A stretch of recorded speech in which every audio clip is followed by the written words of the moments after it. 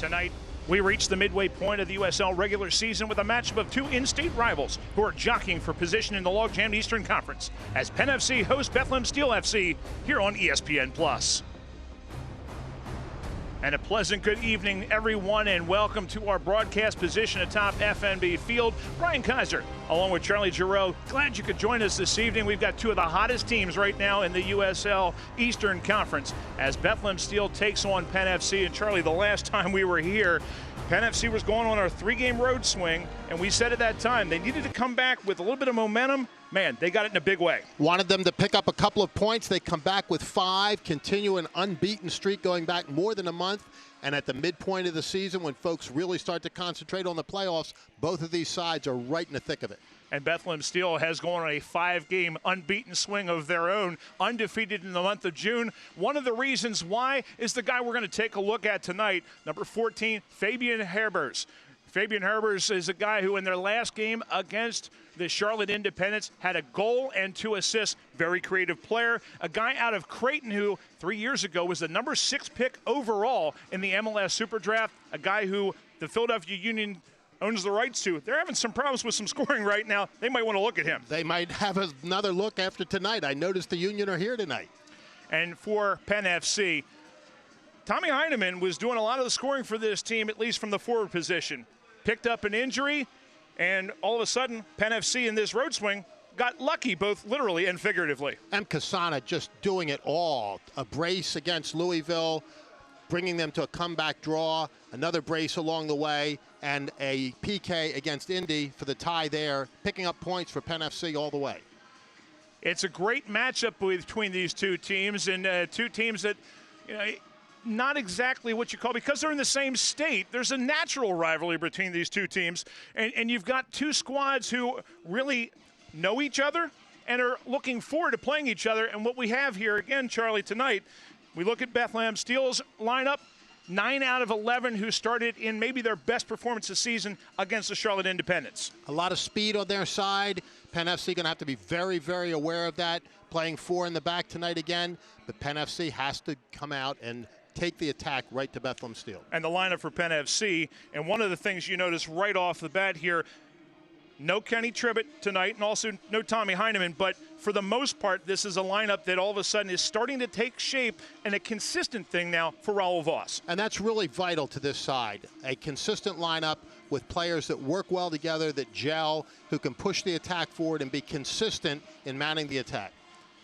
And the two coaches here, very good ones, and we've already seen how well Raul Voss, the coach of Penn FC, has done this season in terms of crafting this team, doing what he has done with a young lineup that's gelling on the fly, and this team playing their best soccer of the season right now. On the opposite side, third-year head coach for Bethlehem Steel FC, that is Brendan Burke, a guy who, coming from the Philadelphia Union organization as an assistant coach, they put him in place here at Bethlehem Steel, and he has done a great job at developing their young talent.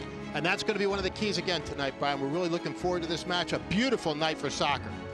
And we're going to have that soccer coming up. You've got Bethlehem Steel 8th place coming in, just 1 point ahead of Penn FC, who's tied for 9th right now. The playoff positioning, the jockeying will commence, and we're going to have kickoff coming up in a little bit between Penn FC and Bethlehem Steel FC coming up soon here on ESPN+.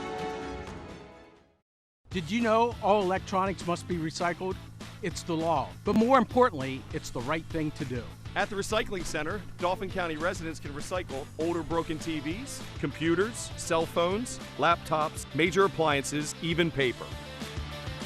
The Recycling Center is conveniently located on Cameron Street in Harrisburg. It makes recycling fast, safe, and simple. Stop by the Dauphin County Recycling Center today and help us recycle the right way. Crooked Hill Townhomes is the official housing partner of Penn FC. The rental community located in Susquehanna Township features 3-bedroom townhomes with attached garages and optional finished basements. The community features 6 beautiful floor plans, a state-of-the-art fitness facility, and an off-leash dog park. For more information on the community, visit www.crookedhillapts.com. Crooked Hill Townhomes, the best in luxury living at Central PA.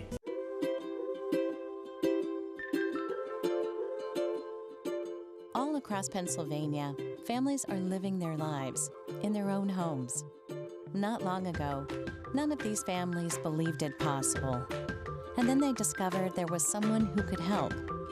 What was once only a dream is now a reality. Welcome home.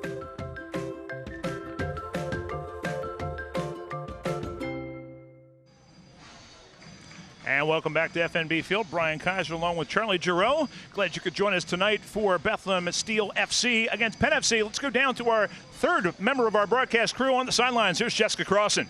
Hi guys, I was able to catch up with both head coaches before tonight's match. Bethlehem's head coach Burke would like the team to focus on their own structure, not really focus on what Penn FC might throw at them tonight, while Raul Voss wants to make sure Penn FC takes care of every opportunity they may see tonight because he knows Bethlehem has a fantastic offense and will take quick turnovers. Back to you guys. Thanks, Jess. We are underway here in Harrisburg.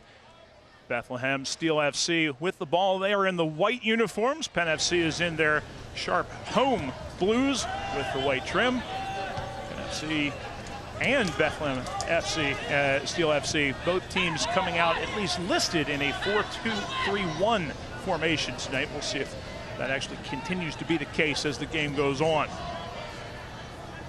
With it right now, Marco Franco, the former member of Indy 11.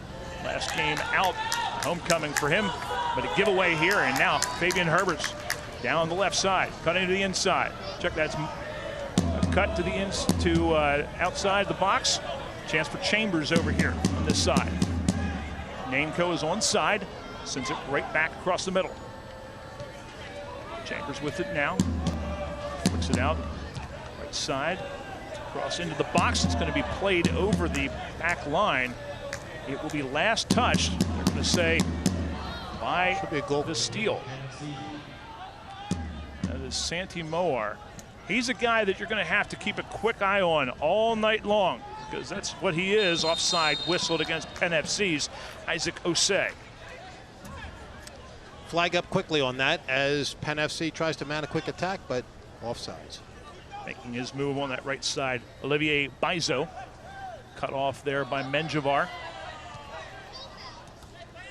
Osei's job as that sole striker tonight is to hold up play. Menjivar, though, gets it taken from behind by Herbers. Franco play on, says our official. Played back. And now they'll switch the point of attack over here to the near side. The speedy Freddie Apoku. Youngster out of Ghana will cross the ball into the box. No pressure there. Easily cleared by Bethlehem. Two teams come into this game playing extremely well, both on 5-game unbeaten streaks coming into this one to get themselves into playoff position. Right now, Bethlehem Steel is in that final playoff position as they are in 8th place, 23 points, just a point behind them. Tied for 9th place is Penn FC. So outcome of tonight's matchup extremely important for both these squads. A lot of implications, Brian, at a key point in the season. As you correctly pointed out, we're midway through the USL season, and this is the time at which folks really start to look at how the playoff picture develops, and both of these sides really playing well right now at the top of their games. Penn FC having started a little bit slowly, but now finding their rhythm, and as you correctly pointed out, Brian, finding the right group to be out there together. A group that matches up well and gels well and is able to mount a consistent attack. Foul called against the Steel, and now it will be a free kick opportunity for Penn FC. Poku's left, Menjivar's right, crossed by Menjivar, backside, Metzger was wide open, towed back, chipped back inside by Kyle Venter, who's the captain for the team tonight in the absence of Ken Dribbett. Penn FC will scramble back to get it without being able to get a shot attempt off. And he was wide open, Brian, and well delivered into the box, and Metzger just wasn't able to turn it. Menjivar plays it high. Osei flicks it with his head out to Apoku. Cross, looking backside. Mkasana's there. Now a shot ripped into the box by Penn FC. That was Paulo Jr. over there. The new signing, starting his 2nd straight game for Penn FC. Poku dispossessed on this near side, but they're going to say it's last off of Bizo. So it will be a Penn FC throw-in coming up as we're entering the 5th minute of play here in a scoreless game. Penn FC and Bethlehem Steel FC. Osei for Penn FC. Double team, drops it back. Lose possession inside. Now it's Steel with it. Derek Jones is up with the team. Any of the players that are numbered 1 through 30 are property of the Philadelphia Union, are under contract to them and are playing with Bethlehem Steel, which is the, for lack of a better term, farm team of the MLS Union. And anybody from 31 up through 49, those are players who are under contract to Bethlehem Steel. Anybody over 50 is actually part of the Philadelphia Union Academy, and they've got a couple of those guys who are in uniform tonight as substitutes. Great developmental system, Brian, and it really has worked well. And there's one of those guys out there, Chris Nainko. A lot of speed for him, number 37. Chambers to Jones. They lose in the midfield, though. Here's Osei the other way. Challenged from behind by Marquez. Quick card to the former Harrisburg City Islander. Returning here to City Island to play against his former franchise, and picks up a quick yellow card here in the 6th minute with a challenge on Osei from behind. No hesitation on the part of the official there, Brian. That was straight up card, and the speed of Bethlehem Steel, especially in the midfield, is their greatest asset. And you're going to need to watch tonight how they utilize the quickness that they have. And now a foul as Marco Franco going down that right side, knocked over by Moar. So a couple of quick fouls here has given Penn FC an opportunity to restart in Bethlehem Steel territory. And they will set up the same sort of free kick situation here as Menjivar moves the ball up. His right foot sent it the last time. The left foot of Opoku is also an option as the two of them stand over the ball. 5 runners in the box. Chipped in, hit by Kasana, just wide of the mark. Lucky was able to get his head to it. Struck with a head. Yeah, it was sent to that backside, and Kasana, who is not the tallest of players, has surprising ups for a guy who's just 5'9", as we see on the replay. Starts just right at the top of that upper third of the field, Brian, where you're really in scoring position, really nicely delivered into the box, and a great header. Just wide. Lost is Mark Bizo, who had slipped a little bit in the middle of the pitch, and that's something. It has rained here in Harrisburg off and on the last couple days, so there may be some slick spots out there on the pitch here tonight. Here come the Steel. They've been quiet early on, but this team is explosive, as they showed in their 4-1 win. Maybe their best performance of the season to date against the Charlotte Independents last time out this past Saturday. Penn FC able to clear with Hawkins. And Chambers will bring it back. There's Marquez, and plays it all the way back to his keeper. Your starting keeper tonight for Bethlehem Steel in the red. That is Jake McGuire with his 9th start of the season, a Pennsylvania-born product. Yet to get a shutout so far this season, but has, along with John McCarthy, who's up with the Union on most weeks, he has been the other keeper of choice, as they've split time pretty evenly between the two of them this season. Select is the official soccer ball of the USL. For the latest Select products and special offers, please visit www.selectsportsamerica.com. Receive free shipping on orders over $50. That's www.selectsportamerica.com.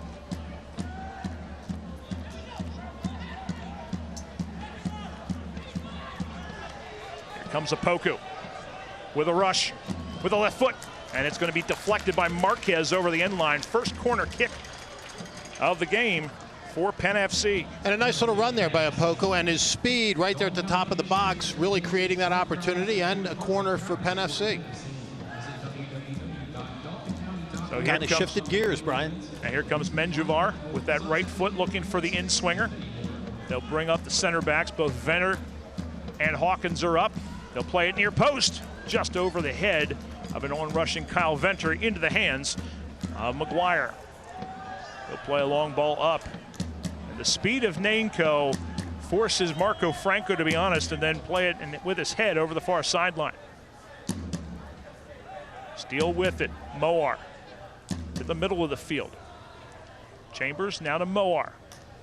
Trying to sneak it through, and again, some good congestion from the defense of Penn FC. Forces an errant pass. Here's Chambers switching the point of attack. Looking wide to the left side. That is Nainco. Looking to make his move. Gets to the inside, deflects it off of his man, and plays it over the end line for a corner kick. Marco Franco gets the deflection there, but it'll be the second corner for Bethlehem Steel. Here in the 10th minute of play in a scoreless game, Penn FC and Bethlehem Steel FC. Brian Kaiser along with Charlie Giroux. Glad you could join us this evening for one of two games going on in the USL, the other one being New York Red Bulls 2 and Atlanta United 2. Other than that, most of the league plays tomorrow. Deflection on the inside. Jones can't find it. Kasana comes out of there with it. Looking to counter. Was pressured from behind, and a good play by Brandon Aubrey, the center back, to chase him down. Kasana toes it over the far sideline. Throw-in coming up for Bethlehem. And not a lot of feeling each other out thus far in this match, Brian. A lot of up and down action, both teams taking it to each other and going to their strengths, and this is going to be an exciting match. Better the play thus far has been for the hosts, but the Steel always dangerous. Going to sneak it down this right sideline. Not allowed by Pedro Gaval. Derek Jones with it now for the Steel. Steele's one of four guys, the first one to do it though, who went Philadelphia Union Academy to Bethlehem Steel FC and then able to sign a contract with the Philadelphia Union. So showing that pipeline that is available. Cross opportunity. It's going to be sent in. And Venter will decide to safely play that over the end line. Third corner kick of the game coming up for the Steel. You see Venter there, number 6, the yellow armband. Usually Kenny Tribbett, the captain, but Venter, 27-year-old, gets the captaincy tonight as Chambers will let one sail wide and high. Chambers also with the yellow armband, as he had last year as well for the Steel. The guy who was a pain in the tushy last year for the Harrisburg City Islanders organization. The two games with these two franchises a year ago. Chambers had goals in both of the Steel victories as they swept the season series.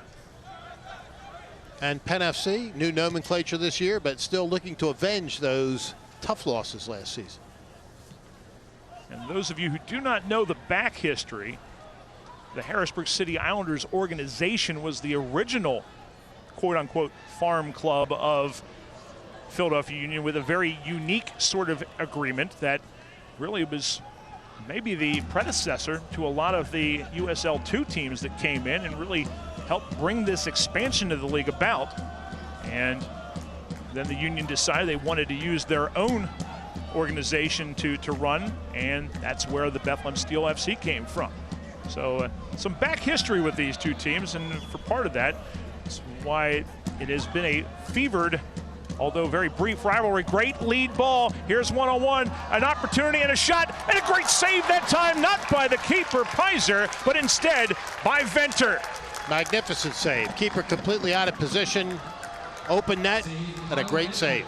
Nainco was sprung by Anthony Fontana. We'll see this lead ball and how much room he's got. Credit to Venter for never giving up on that one, and Nainco just did not pull the trigger quick enough. Looked like he got it stuck in his feet just a little bit, making the move around Pizer, and that was enough time for Venter to recover. And that is exactly what happened. Got it stuck on his foot there and couldn't pull the trigger just quite enough. If he did, he had a wide open net.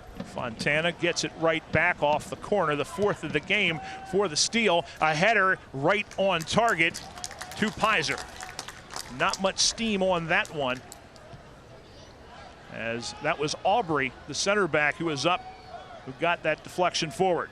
Check that. That was Marquez who got that that header, but no speed on that one. None, and that never really challenged, but a good delivery nonetheless, and that's what you look for if you're Bethlehem Steel. Amu Pizer on the season has started now. This is his 13th start of the year.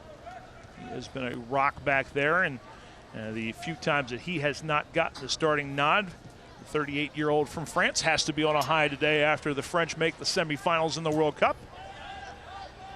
Sean Lewis has gotten the other starts, and there's Pizer being active once again as Hawkins heads it back to him. Harry Hawkins, also a guy who is going to be very interested in his nation's team tomorrow as England will continue their run. Hawkins is from England.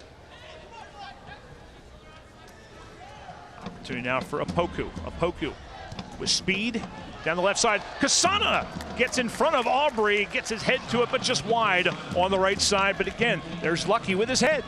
Looking to steer it to the far post. Pushed it just a little too far, but again, Brian, this is exactly what you're looking for. Good opportunities, created space, gave a great delivery into the box, and M. Kasana just wide. You see the first-year head man for Penn FC, Raul Voss, 34-year-old, German background. Was over at Hoffenheim for a little while, assistant with Fort Lauderdale, assistant with the Tampa Bay Rowdies, and you have to think that he was thrilled, maybe very quietly, but thrilled that his team was able to sweep the Rowdies this year in their season series. Absolutely, and tonight, despite his somewhat stoic demeanor, he still looks pretty happy. Team's playing well. We're in the 16th minute of play of this scoreless game. NFC in the back with it. Menjivar, good pressure from the steal, and Herbers is going to be called for the foul. Play $3 million Pennsylvania Club, the new scratch-off from the Pennsylvania Lottery. Players must be 18 or older. Please play responsibly. Long ball played all the way back to Pizer, who's in the lime green, as he usually is. You see the possession stats there. And the Steel has, especially in the recent moments, had the better of the play and also the more dangerous of the opportunities, especially in these last 5 minutes or so. Yeah, a little bit of a momentum swing there, Brian. Penn FC was having the better of it early in the match, and Bethlehem Steel has picked up a little bit of steam here.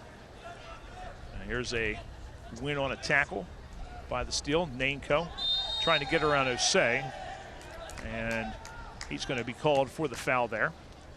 A bit of sportsmanship from the two of them as they reach out and touch hands after the foul call. Now play down the left-hand side. Here comes Bethlehem on the attack. As they will do, they will move their guys up front around a little bit. I believe that is Fontana. Cutting the inside. Here's a shot attempt, low, and a goal. And that is Fabian Herbers, the guy that we previewed before the game. Just sneaks one underneath the arm of Pizer early here in the 18th minute. Penn FC is not going to be happy when they see that on the replay, Brian. Just a little bit of a breakdown there and a wide open shot right at the top of the circle there, and beats Pizer to the right side. Gets around Hawkins in the back, gets just enough. Moar with the assist. And that's one Pizer I know. Yeah. He feels like he should have had that one. But yeah. Herbers with his team leading now 4th goal of the season, assisted by Santi Moar, his 5th assist of the year, and it's Bethlehem Steel FC who gets on top 1-0. Yeah, not especially well struck and not certainly a laser by any stretch of the imagination, and I'm sure Pizer wishes he had that one back.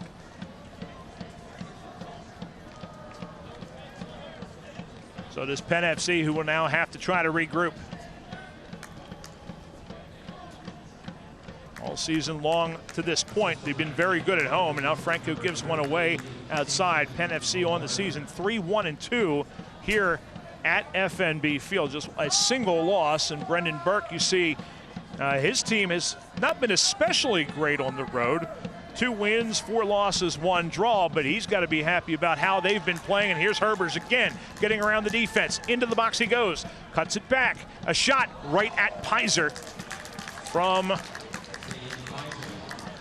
I'm thinking that's Fontana. He's got number 32 on, and there is no 32 who's actually on the roster, I believe. Check that, is Fontana right there, who's chasing somebody else down. We'll get a clarification on that. Here they come once again into the box, and cleared away as Moar was looking again for Herbers. Last man standing back there for Penn FC gets the save. And you saw the speed advantage on that sequence, Brian, beating the defenders and beating them pretty significantly across the wing there. That's something that Penn FC is really going to have to look at. Those 4 backs are going to have to move much more quickly. Osei with a shot. Nothing there. Can Opoku get there? Yes, he can! Freddie Opoku on the rebound goal has knotted this game up at 2. A beautiful goal. A strike from that box, and Opoku just lifting it over the keeper with enough drop to put it in just under the bar. 1-1 now is the score. Opoku with the goal, and Freddie Opoku, for him, it's his first goal of the season. It all comes from the hard shot from Osei, and Opoku gets there first on the backside. The speed of the Ghanaian national is able to level it. M. Kasana setting that up very nicely with a really, really nice ball into the box. There's the shot, and not much of an angle, and Opoku just lifts it under the bar. Able to get there right in front of Bizo. And Freddie Opoku gives the home crowd something to celebrate as he has leveled this game at 1. Less than 2 minutes after the Bethlehem goal. Here comes Opoku to tie it up. Down it comes to the Penn FC side. Pizer will play it up, and Osei again wins the ball in the air to Kasana. Overrunning it is Paulo Jr. But Metzger's there. Kasana, now Metzger gets a piece of it. Steele is able to clear it up the midfield. Caval went flying, nothing called. Penn FC remains on the ball. The sideline. Penn FC continues to work with the possession here. Can they take advantage of the momentum they've gotten from that equalizing goal? Paulo Jr. down with his right foot, now to Franco overlapping. The right back sends it into the near post, and it's sent right back out by Brandon Aubrey. Throw-in coming up for Penn FC. Osei trying to hold it up. Real comes in to help win that ball, and it's played all the way back into the Penn FC end. The USL's official Twitter feed keeps you up to date with news, live game updates, and highlights from around the league 24/7. Follow at USL on Twitter. Hawkins plays it long. There's Paulo Jr. Sent in front. Kasana was there but couldn't get there all the way. Opoku runs it down on the opposite side. He'll try to cross, and off the foot of Bizo for a corner kick. Love the way, Charlie, that Penn FC has tried to seize the momentum advantage. They really have, and it's worked for them right now. Another set piece here. The corner coming from this side of the field. Menjivar sends it backside. Hawkins outfought there. Here comes Herbers on the counterattack. Over to Chambers. He'll slow things up as they don't have numbers forward. Want to get exclusive video content and photography from across the USL? Make sure to follow the league's official Instagram account, at USL Soccer. That last corner, Brian, just reminded me of how much of a factor Tommy Heineman is when he's in the match. When he's out there, that's a ball he has his head on, no question. Don't forget Ken Tribbett also, who has been very good on set pieces this year. 4 goals as center back already this season. I think all of them off of his head, weren't they? I believe you're correct. Yeah. If not, he probably accidentally headed one. Oh, no. The bicycle kick was the one. That's right, the bicycle kick. And that was one that was in the head area. He just decided to play it with his feet. I think he took it off of a full volley, didn't he? It was a fantastic goal. One that at the end of the season will be on pretty much every highlight reel you would expect. Here's a nice ball. Nicely played. And Caval with his left foot can't get much on it, but enough to force Marquez to head it over the end line. Corner kick number 3 coming up for Penn FC.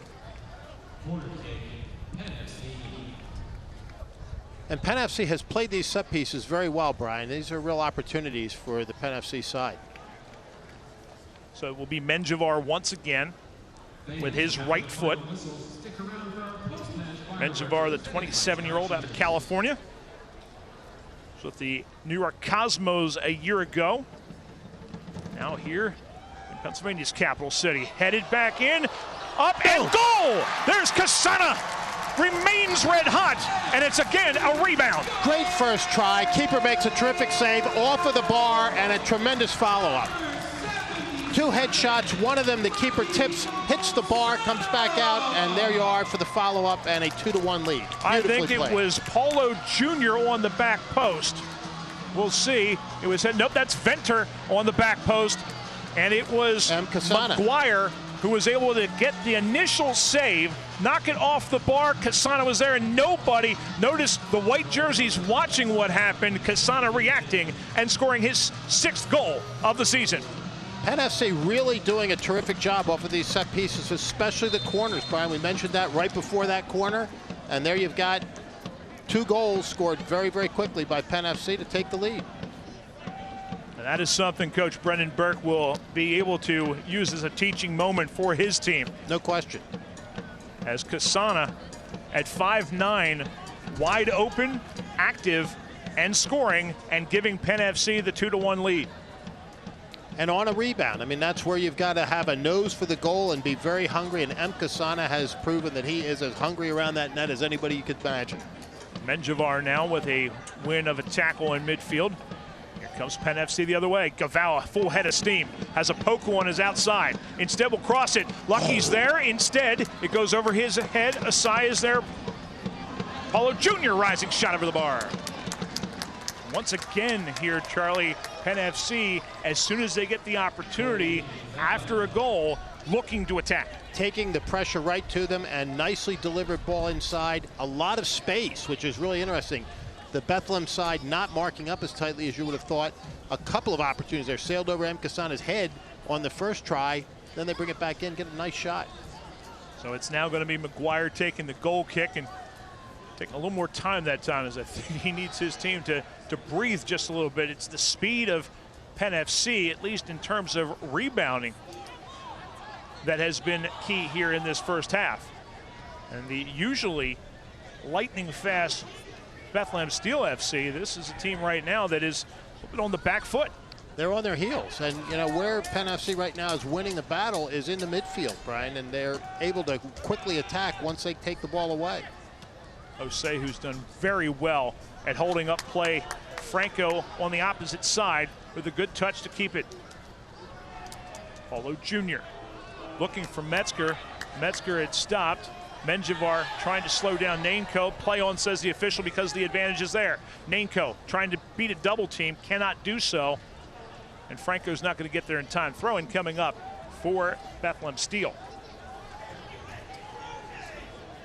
Join the club, $3 million Pennsylvania Club, the new scratch-off from the Pennsylvania Lottery with top prizes of $3 million. Players must be 18 or older. Please play responsibly. Benefits older Pennsylvanians every day.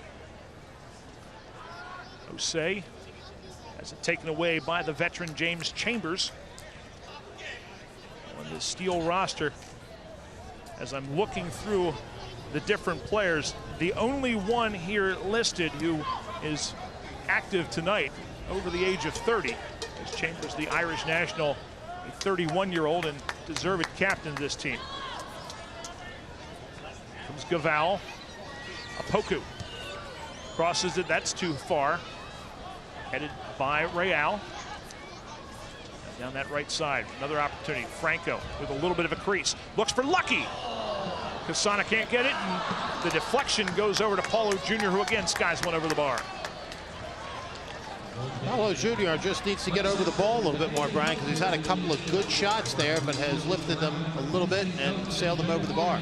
Paulo Jr. just signed a couple weeks ago. A little background on him. 2017, made 9 appearances with the Indy 11. Interesting that his first start was against his former club, so they were familiar with him already. Has played professionally in Brazil, but has also played a lot with Fort Lauderdale, Ottawa, and also Real Salt Lake. And he is the latest signing for this Penn FC team just a couple of weeks ago. A good pickup for them, Brian, and he obviously comported himself well out on the pitch tonight and in the previous matches he's played for Penn FC. Herbers, Moar with the cross, looking for Nainko, who got his foot to it, couldn't direct it on net. Hawkins will clear it out of danger. And we're going to have a foul on Osei as Chambers came back for it. He's holding his foot. He's in pain. I think he's upset too because the challenge he felt was late from Osei. The official felt so as well. There will be no card though in this situation.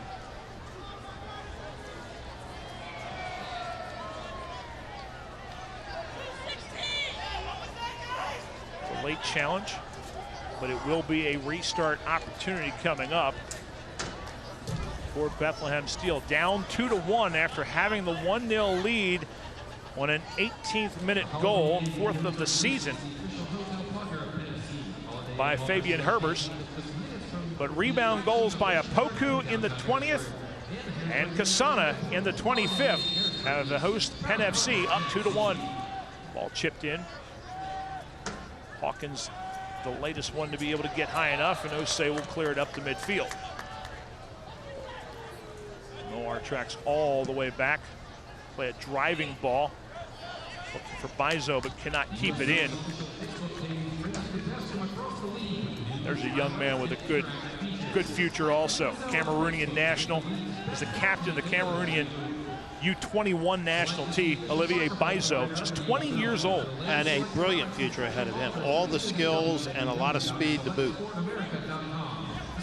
Osei with it from Penn FC.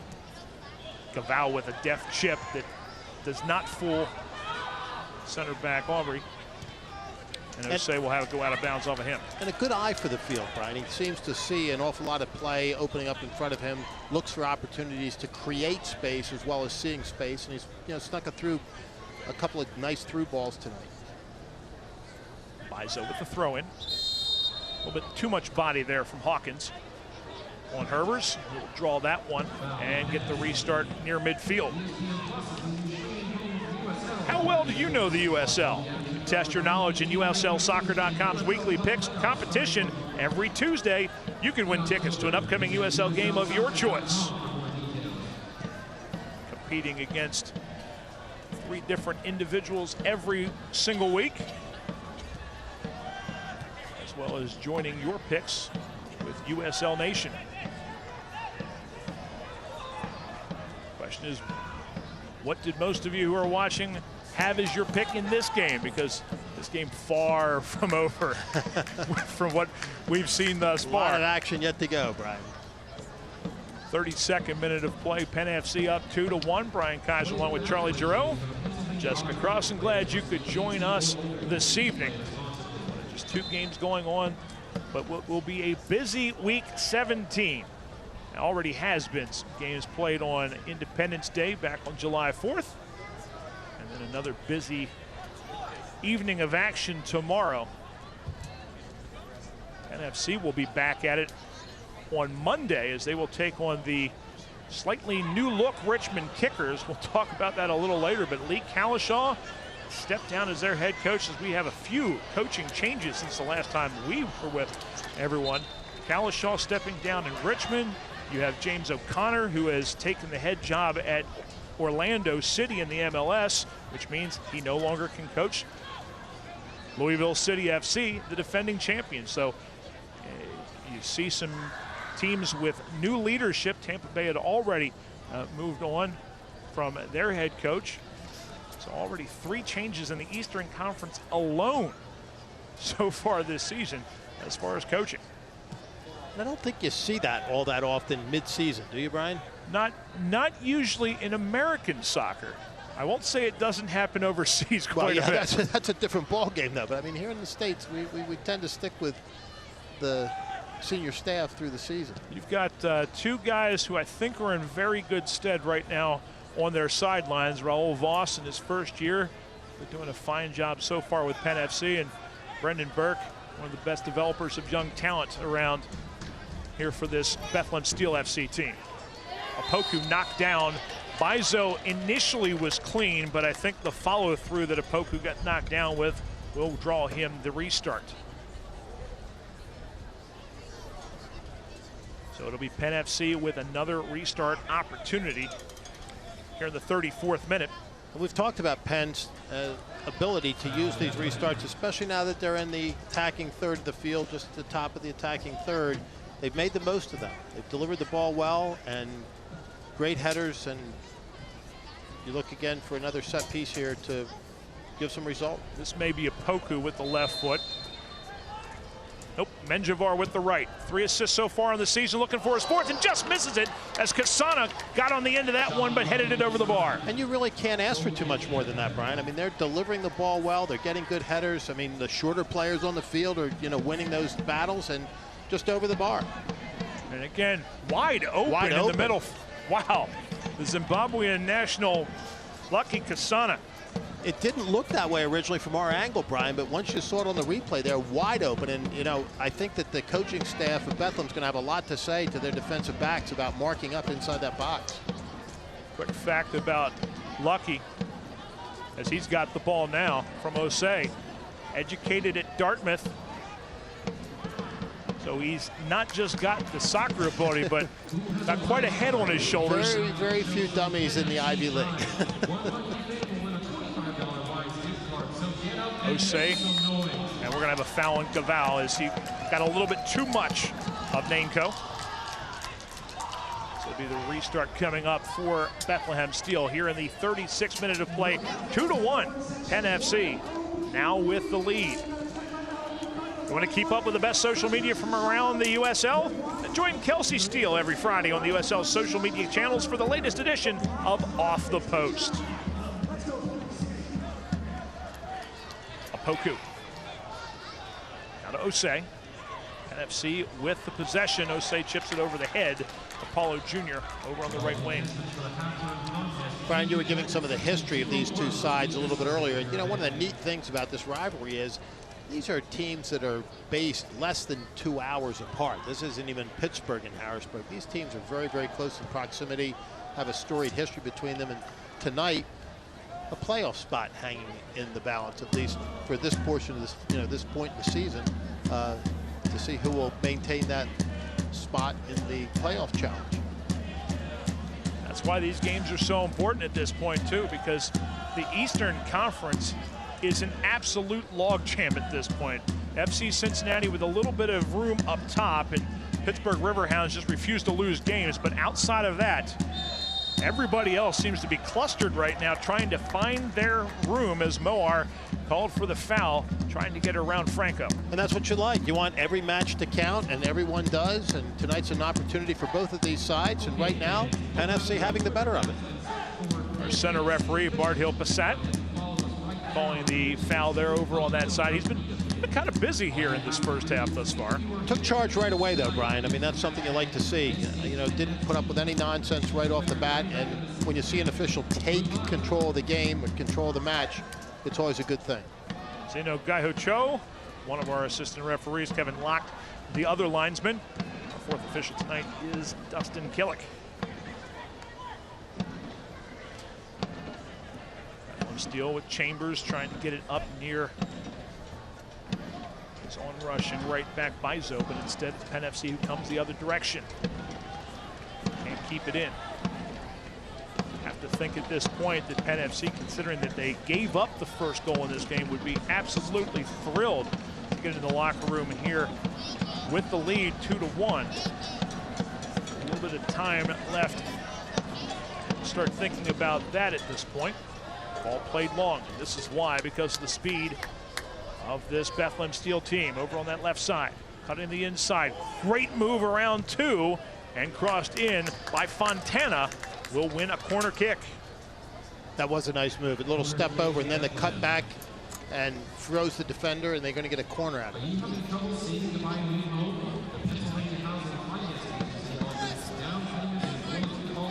This is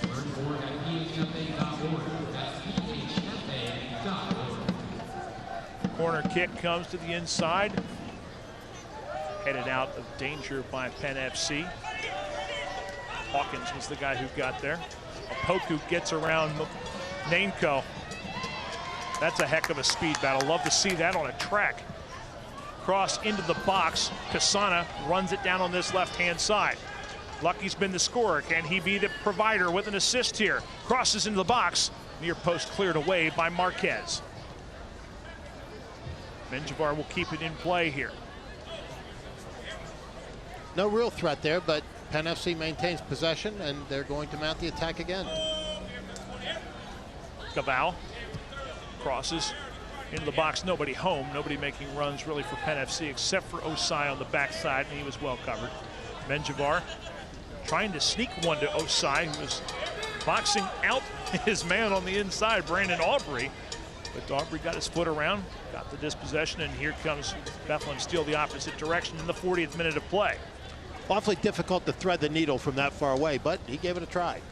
These two teams will play again, second and final time this season. It'll be actually the end of the 7-game road swing coming up for Penn FC. As soon as they're done with the Richmond game this coming Monday, they're on the road for their next 7. They'll close out with 9 in a row at home. That last game of the road swing will be a 3 o'clock Sunday, September 2nd game at this Bethlehem Steel team. Real drops it back to Chambers to the inside. Flicked by Nainco back out to Real. The left back finds Chambers, but he is offside as the inside defenders had already stepped up. You know, Brian, I wouldn't want to bet against the possibility of that September 2nd match having playoff implications written all over it. Yeah, these two teams are talented enough that at that stage in the season, you would have to think it's going to be a big contest for both these teams. And this Bethlehem Steel team plays very well in front of their fans. They do. Very supportive group out here, just like the fans here in Harrisburg for this Penn FC team, who have come out very nicely tonight. Yeah, nice little crowd. Perfect night for soccer. A little bit cooler than it has been all week. And as you correctly pointed out, the rains have stayed away. And there's even a little sunshine here as it begins to set over the Susquehanna. Play $3 million Pennsylvania club, the brand new scratch off from the Pennsylvania Lottery. Play today for your chance to win top prizes of $3 million. Players must be 18 or older. Please play responsibly. Benefits older Pennsylvanians every day. Comes Metzger. Flick to the outside. Paulo Jr. rising shot. Did not have an angle on that one, but also didn't feel he could really get a good cross to it, so took a crack at it. Goal scorer from Brazil unable to put that one on frame. And no hesitation on his part about pulling the trigger. He's done it a couple of times tonight, and you know, sooner or later you get those on frame and your opportunities come. Fans, you can watch highlights from every game of the 2018 USL season and bonus content from around the league by subscribing to the league's official YouTube channel at youtube.com/USL. Kasana, 1v2 in front of everybody, trying to flick it on, could not get enough to it. Aubrey is the guy who ends up getting enough pressure on him to force that shot to have a little pace. But a nice little run. And again, those are your scoring opportunities. Varying play very well. Here's Osei, who's onside. Kasana was not. He doesn't chase, and Paulo Jr. cannot get to it before Real. And Matt Real is able to tow it over the far sideline for a throw-in for Penn FC. Here in the 43rd minute of play. 2-1, Penn FC. Goals from Freddie Apoku and Lucky Kasana in the 20th and 25th minutes. Crossed by Osei, deflected off of Brandon Aubrey. Out of play, over the end line, corner kick coming up for Penn FC. The goal for Bethlehem Steel by Fabian Herbers. That coming in the 18th minute on an assist by Santi Moar. Menjivar, the right footer, takes most of the corner opportunities and restart opportunities for Penn FC. Will put his foot to it. 14 drives it low. Osei was there.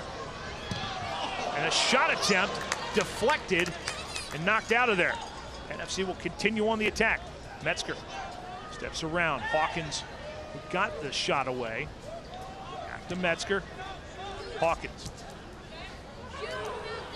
Menjivar will drop it back. Relieve pressure with Franco.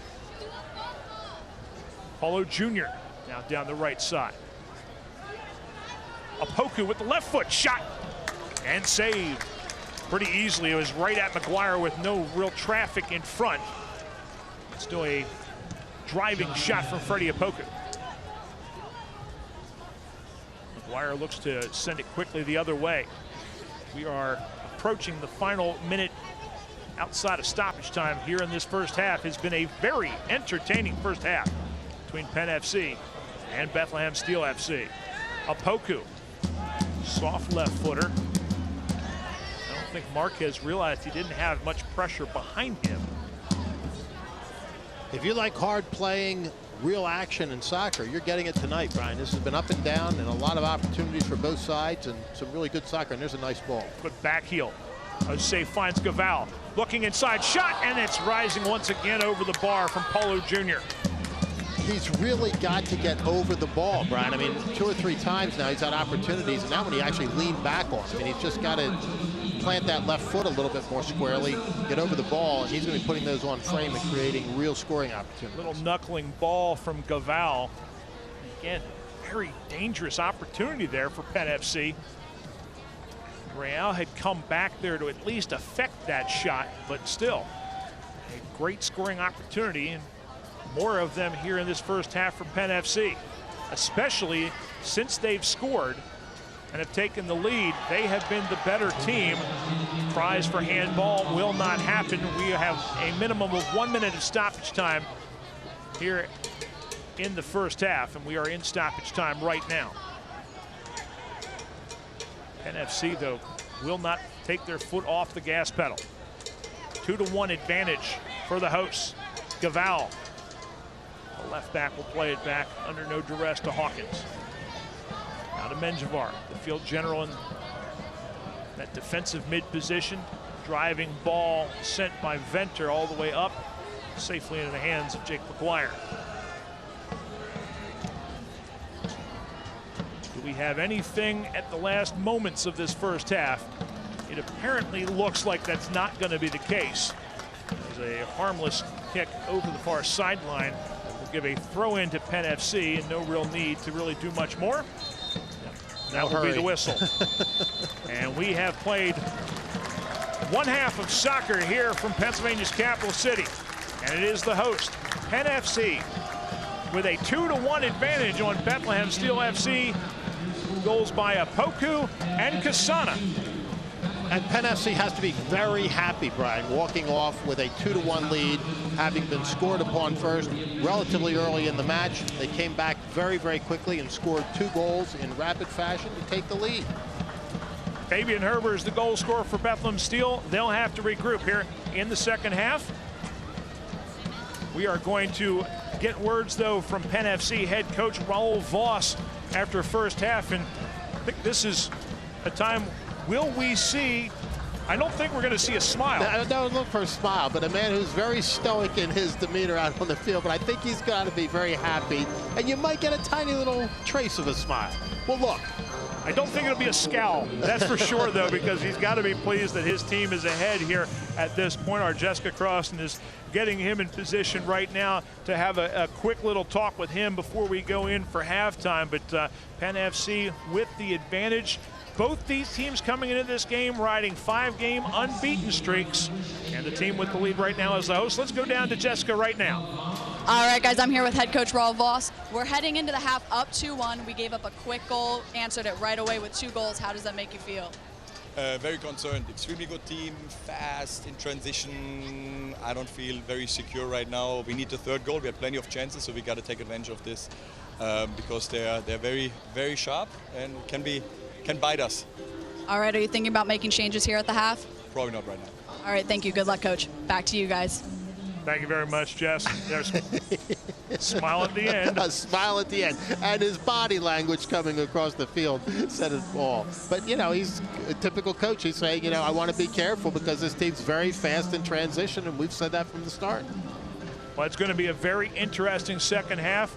We will take a break right now to sort of regroup a little bit ourselves, be able to show some highlights for you, also do some other business for you, to tell you what's going on in the USL and for these 2 franchises.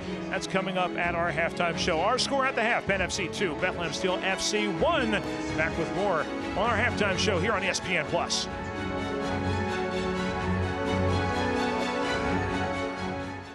Hill Townhomes is the official housing partner of Penn FC. The rental community located in Susquehanna Township features 3-bedroom townhomes with attached garages and optional finished basements. The community features 6 beautiful floor plans, a state-of-the-art fitness facility, and an off-leash dog park. For more information on the community, visit www.crookedhillapts.com. Crooked Hill Townhomes, the best in luxury living at Central PA.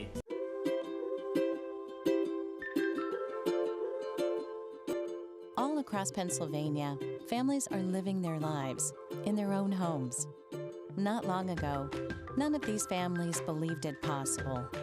And then they discovered there was someone who could help. What was once only a dream is now a reality. Welcome home.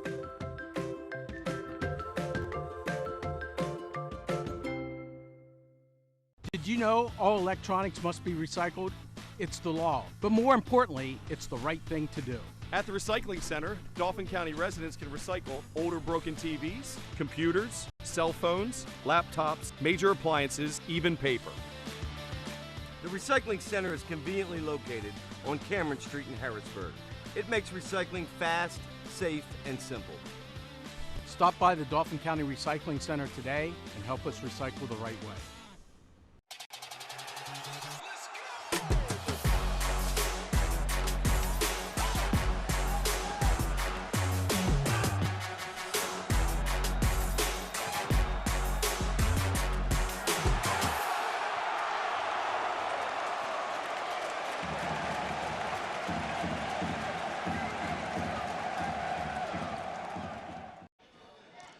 Welcome back to FNB Field. Brian Kosh along with Charlie Giroux at halftime.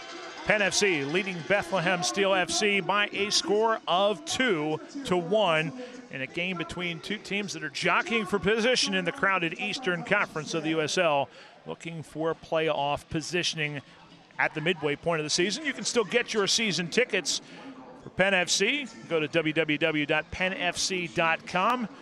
Weather is beautiful right now. You got one more season ticket game on Monday, and that's going to be the next home game for this Penn FC team. 7 o'clock, we'll be back on the air here on ESPN Plus as well, but you can get tickets, as you see there on your screen, pennfc.com, or the phone number 441-GOAL. Bethlehem Steel's next game, they are going to be at Atlanta United 2 on Wednesday, and then they come home. And that'll be a 5 o'clock start time at Goodman Stadium, and when they take on North Carolina FC.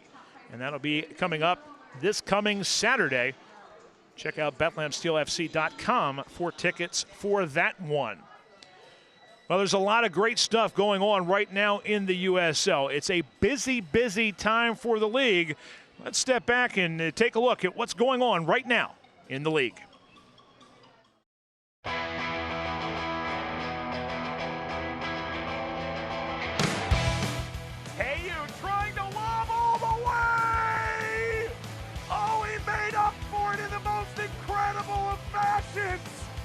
Oh, come on!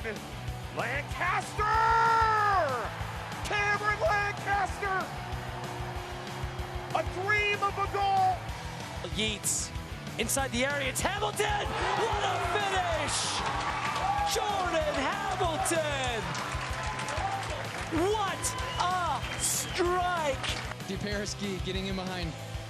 That ball from Mirkovic, and what an incredible goal from Paraski! Cordell Cato, oh my goodness, what a finish! Across the middle, Obanawi with the insurance goal, there it is! McInerney, good looking ball, Jack McInerney! Just dinks it back in, flicked on, Krisnenko!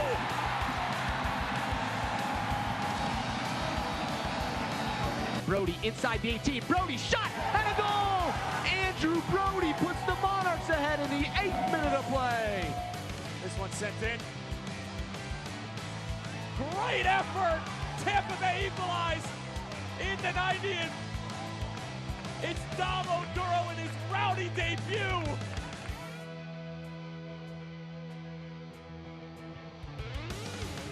Obi steps in. Obi shooting! Saved by Lynn! He protected the 2 points! looking overlap here on the cross, volleyed in, and beautifully saved. Stepping forward, header is saved. Von Williams just barely knocking it away from Doyle. Brandon Allen! Garces kept it out. Here comes Fresno. Cooper! Safe keeper. Cohen gets in behind. Francois off of Ramjinsing. Francois again. Ramjinsing slaps it away. Lofted over the back line and saved by Pickens as he dives aside.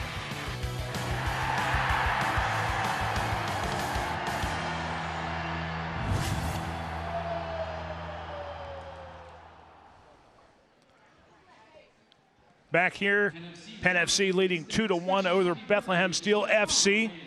We got some highlights to show you, but very entertaining first half, Charlie. There lots of action all over the place, and Penn FC pushed the advantage early on. Apoku got one early, an opportunity. There was a great opportunity here, and Kyle Venter actually kept this game scoreless at this point. You knew goals were coming, and here they are. There's Fabian Herbers with his goal. You see Moar's pass to him, able to step around the defense, splits defenders and beats Pizer right on the arm, but it would not last long. As Osei with a shot, the rebound run down by Apoku. You'll see in the back part of this screen the speed, the acceleration to get there before Bizo. And it's 1-1 at that point in the 20th minute. Tremendous acceleration. Here's your next one. And here's Kasana. 6th goal in 4 games for Lucky Kasana. One of the reasons he's up for June Player of the Month in the USL. So he was able to finish that one.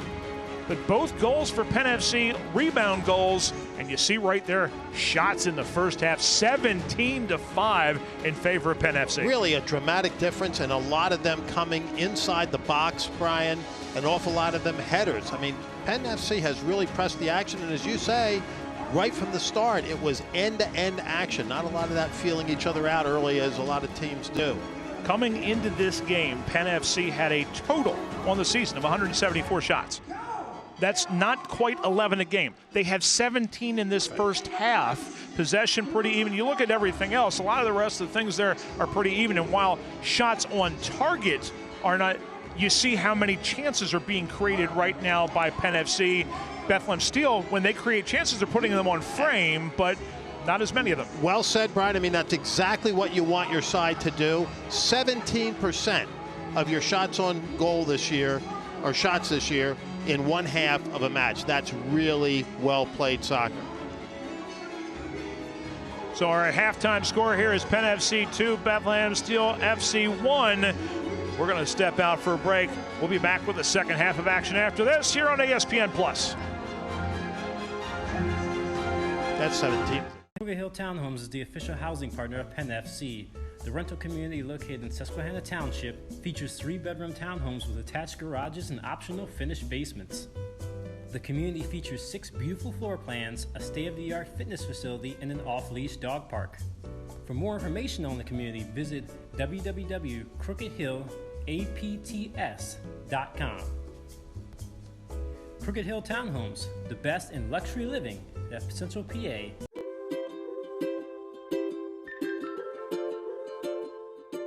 All across Pennsylvania, families are living their lives in their own homes.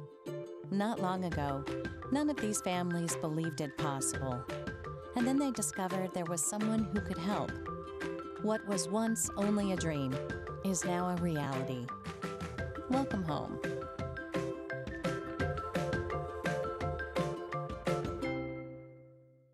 Did you know all electronics must be recycled? It's the law. But more importantly, it's the right thing to do. At the Recycling Center, Dauphin County residents can recycle older broken TVs, computers, cell phones, laptops, major appliances, even paper. The Recycling Center is conveniently located on Cameron Street in Harrisburg. It makes recycling fast, safe, and simple. Stop by the Dauphin County Recycling Center today and help us recycle the right way.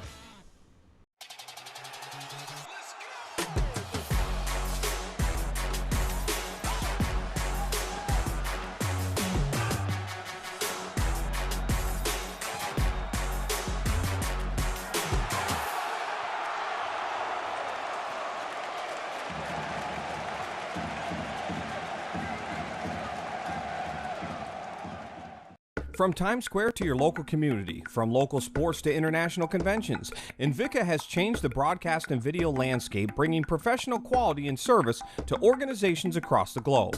Through professional, college level, and local sports, festivals, competitions, parades, and telethons, conferences, and commercials, Invicta is bringing the power of video to more people and markets than ever before. Have a project you need covered? Check out our website for more information. Invicta, providing affordable HD video solutions. And welcome back, not just to our teams who are returning to the pitch, but all of you who are watching right now, wherever you are.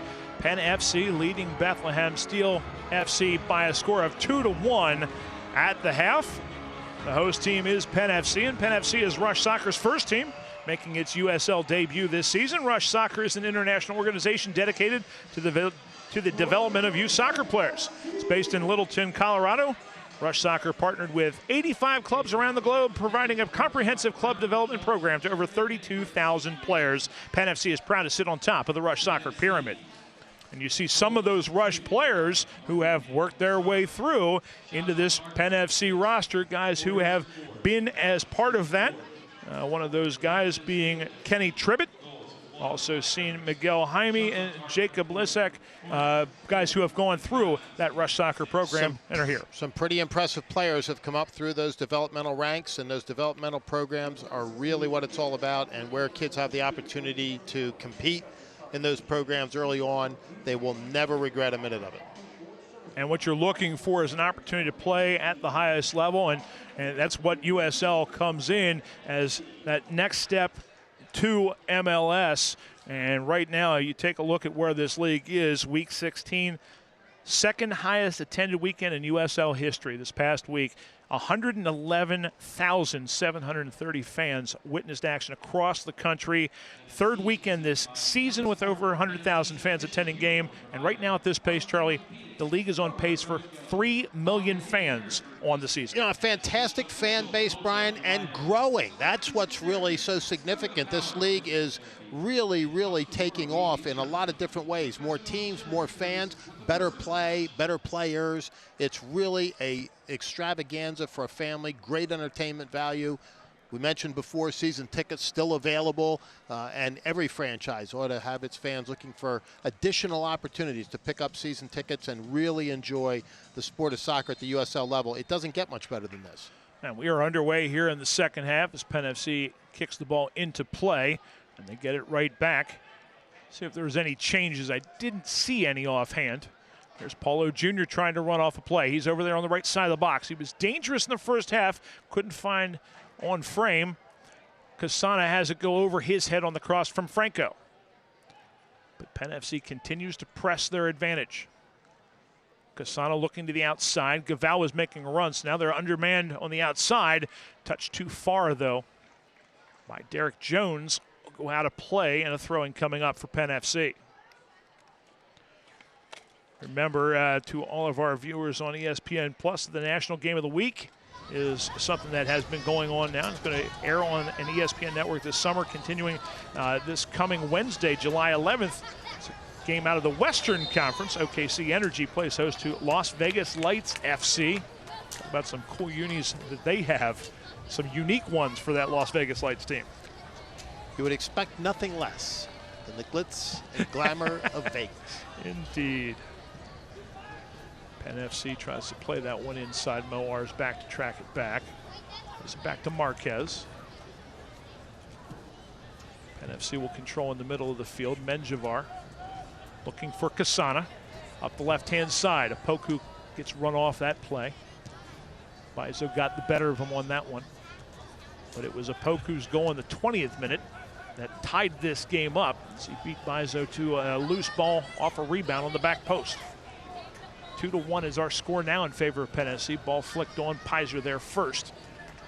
Under very letter duress. Ramu Pizer, 38-year-old out of France. Was a champion a year ago in the NASL's season with the San Francisco Deltas. Golden Glove winner in NASL, back with the Ottawa Fury in 2015. Offside is the call.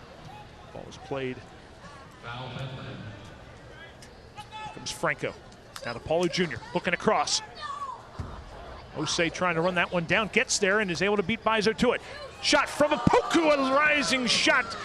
Goes wide of the mark. Very nicely struck, though. I mean, right off the volley, boom, and those are the scoring opportunities. Watch this on the replay again as the hustle from Osei, able to win the ball, plays it back, and that blistering rocket of a shot from the left foot of Opoku. Could not find the mark, although it did find itself behind Jake McGuire, who now will play it for a goal kick. Moar dispossessed by Venter, but they'll get it right back. Herbers, feet come out from under him, no call as Metzger comes away with the ball.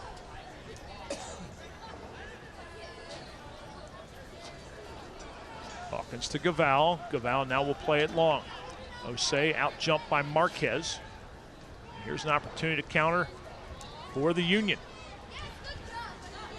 Steele with it, and that goes to Jones. Here comes Gaval with the throw in after that one was played out. 49th minute of play, Penn FC 2, Bethlehem Steel 1. Give it right back. Bizo looking to play quickly. Herbers drops to Jones. Quiet in the first half. Can he be more of an impact player here in the second half? Ball played into the box. Venter cleanly sets that one out. Now Hawkins will try to do the same and does. Sends it up near midfield. Back and forth. Nainco knew he was offside if he played it, so he let that one go by, and Chambers' ball goes over the far sideline. How well do you know the USL? You can test your knowledge in USLsoccer.com's weekly picks competition every Tuesday. You can win tickets to an upcoming USL game of your choice. Lots of fun stuff going on that USLsoccer.com website. Check it out. I'm not ashamed to say that even besides game prep, I'm there several times, usually daily, just checking out the different things that they have on there. Throw-in coming up for Penn FC. One of the things you can also vote for right now is Player of the Month, Lucky Kasana. Penn FC, one of the guys up for that award. As well he should be. A scoring machine in the last several matches, Brian, and in some critical situations. And I'll get on my soapbox for a second to try to pump the vote for Lucky. Goal here, even though it's in the month of July, but also if you look at his impact in road games, 3 of them, 5 goals in those road games, and has pretty much taken this Penn FC team on his back during that time and allowed them to make the run that they are at this point. And a corner kick partially impacted by Kasana. It gives Menjivar the corner kick opportunity. Outswinger from the right corner, near post run, and it's going to be a goal kick as Hawkins got to it but was unable to put it on frame. Yeah, an undefeated road trip, Brian, against some very, very tough sides. Some of the best teams in the league they took on and came away with 5 points. And if you look at what they had done coming in on the road, they were going into that road swing. They were 1, 2, and 3 on the road, not exemplary numbers, and come away with a 1-0-2 road swing mark. And against Louisville City. Against the likes of Louisville City, Tampa Bay, defending and champion.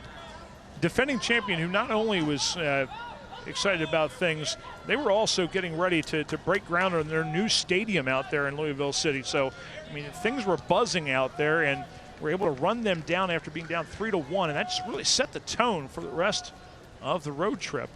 So they were able to beat the Rowdies and then tie, and unlucky to do so. Here's Osei, inside shot.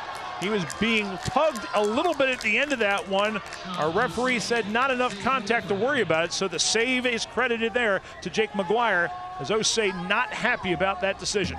That's one they might have been looking at in Moscow, Brian. I would agree, but Kasana with a quick shot goes over the bar for another goal kick. One thing that has not happened here in the second half. Penn FC has not stopped taking shots, and here's that opportunity for Osei. I've got to agree with our center referee. That was a little bit of this, a little bit of that. You had the arm extended from Osei, and you also had the arm extended from Aubrey. I'd say that's a good no call there by our center referee, Bart Hill-Passat. So it remains 2-1 in favor of Penn FC. Kasana looking to spring Opoku wide on the left, played it behind him. Now Freddie will have to use his moves and speed and can't get around the triple team. Jones will turn. Bodied off the ball to Herbers though. Union have some numbers here. Moar, left of the box. Trying to get it down the byline and played by Venter calmly over the end line, will give up the corner. So Santi Moar, the Spaniard, 5'8", assist leader on this team, got his 5th on their opening goal. Will play the short corner this time to Fontana, who will turn back towards the line and does not get anything on that one. Cannot bend that one, and an unforced error goes out of play, and Penn FC with a goal kick. 19-5 your shots right now in favor of Penn FC. Really remarkable. Play $3 million Pennsylvania Club, the brand new scratch off from the Pennsylvania Lottery. Play today for your chance to win top prizes of $3 million. Players must be 18 or older. Please play responsibly. It benefits older Pennsylvanians every day. Foul on Osei. And as well as Penn FC has played, it remains a 1-goal game, which tells you exactly how close this game is from being level. You've got a Bethlehem Steel team that very dangerous and at any time is able to spring on. And here comes Paulo Jr. for Penn FC. Up the middle, Kasana lays it off. Osei, shot, goal! Beautifully played. A rocket! Beautifully played. And Kasana, he just added to your list there, Brian. I mean, just a beautifully delivered ball and struck as well as it can possibly be hit. You can't ask for much more than that. And on his 6th game, his 3rd start of the season, Isaac Osei, the Ghanaian national, has his 2nd goal of the season with a beautiful shot in the upper right corner. Inside out, here's Osei, and somehow finds the angle on the short side to beat Jake McGuire. And that was a tough angle, but he found that upper right corner, and with it, a 3-1 advantage. And here's the concern I would have for Bethlehem Steel in looking at that replay, Charlie. The giveaway in the middle of the field was one thing, but there was not a sense of urgency defensively, and that allows Osei to get that rip off. Absolutely, they did not get back quickly, and as you saw, when M. Kasana delivered him the ball, he was wide open. Penn FC up 3-1. 3 different goal scorers tonight. The assist there for Kasana, who now has a goal and an assist in this one. Up the field, here comes Matt Real. The left back progresses forward. Some great dribbling moves here. He's gotten around 3 players, tries to get by a 4th, cannot do so, as finally it is Venter who is back there to close the door. Some great progress there by the left back from Bethlehem Steel. Showed a lot of ball handling skill on that little run. Jones giveaway in the middle of the field. Here comes the counterattack. Paulo Jr., who started the last one. Now down the right hand himself. Kasana with a volley over the bar. I don't know that he wasn't offside on that one, but the flag was not up. Go up. Flag did not go up. I think you're right, by the way, but the flag did not go up. But again, M. Kasana just everywhere tonight and making things happen, and the advantage on shots now is, I think, over 20 for Penn FC. Paulo Jr. with a good delivery that time. Here's where it began. We've got a goal kick, so you're not missing anything right now. Taking a look at this, no, Marquez looked like he kept him just onside. I know the Steel would not have been happy and would have been complaining about that call, but you've got a perplexed head coach there for Bethlehem Steel right now, Brendan Burke. As you see the goal recaps, Opoku in the 20th, Kasana in the 25th, Osei in the 55th, and Penn FC, who earlier this season took a long time to be able to score anything, all of a sudden has become an offensive juggernaut. And another opportunity Ball play to the inside. Paulo Jr. cannot get the foot to it. They have not given up on it, though, as Metzger comes back to run to it. Here comes Franco. Will reset things. Venter in the middle. The field general Menjivar turns to Paulo Jr. Overlapping is Franco. Low ball. Casana making that vaunted near post run. Has the ball deflected out to the near side.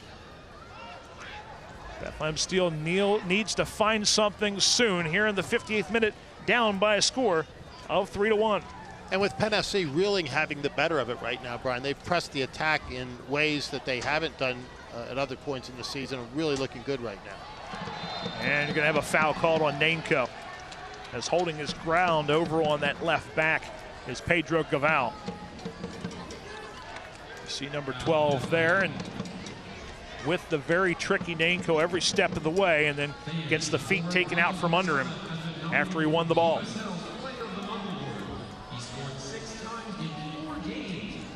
Question is, at what point do we see action off the Bethlehem bench? They have players warming up in earnest at this point. A lot of folks getting ready. We'll just have to see what the coach decides. Players who are available for them tonight, as far as field players, they have 3 midfielders listed. Drew Skundrich, who scored a goal and an assist in his last game against the Charlotte Independence on Saturday. They were his first goal and assist of his career. Outside of that, Mike Catalano, Tony Temple, who have not put any production, and then 3 defenders joined them. So it's not like you have a lot of firepower offensively coming off the bench for this Bethlehem Steel team, but the fresh legs might be what they need. No foul called as Real comes barreling into Paulo Jr. And it will be a throw-in coming up on the far side for Penn FC. See Paulo Jr. there, still shaking off the effects of that challenge from Matt Real. 60th minute of action. 3-1 Penn FC. A result, if it stands, that would vault Penn FC into the playoff picture as far as the top 8 and continue the momentum that they have been able to build since their last homestand when they went 2-0. And if it stands up the way it is right now, might even warrant a little smile from Coach Voss. I think you'll get one after the game if it would hold, but we still have a lot of time left to go. And this is an explosive Bethlehem Steel side. Moar, well-timed run, but unable to get Fontana on the end of it. Goal kick coming up for Penn FC. You see Santi Moar. You talk about a guy for this Bethlehem Steel team with all the skills. Their head coach, Brendan Burke, has said that as talented a player technically as he has worked with. That's a pretty high compliment, Brian, because you think about the players that have run through his program. That's about as nice a thing as you could say about any player. USL Team of the Week 2 times already this season. Runner-up for the 2017 USL Rookie of the Year a season ago for this Bethlehem Steel FC team. Well-timed, but Metzger gets it back for Penn FC. Osei trying to spring a Poku on the left. Poku, his rising shot goes over the bar. Another shot that just couldn't quite keep down, but since Freddie Opoku has taken over that role as the starting left winger on this Penn FC team, they have speed and they also have a dangerous leg in his left foot. He's got a very, very strong left foot, and as you point out, incredible speed. And his acceleration when he comes down the touchline and turns in is really remarkable. That first step when he goes to move towards the box is really, really strong. His 12th start of the season. Great step by Gaval, anticipating getting the steal. And now the other way comes Penn FC. If they want to go backwards a little bit just to settle, and Hawkins will send it long as nothing was there. I mean, often you'll see Opoku stride for stride with the defender, and then all of a sudden he just shifts to another gear as he cuts inside and will take the defender, and that's when he gets those shots off. Aubrey will try to send it long as Osei is down in the middle of the field. Did not see what happened. Hold the back of that leg. Going to have a substitution coming into the game on this opportunity too, as out of the game goes Anthony Fontana, and into the game will come Drew Skundrich. He's a Lancaster, Pennsylvania native, making his 10th appearance of the season. The 5'11" midfielder checks in for Fontana.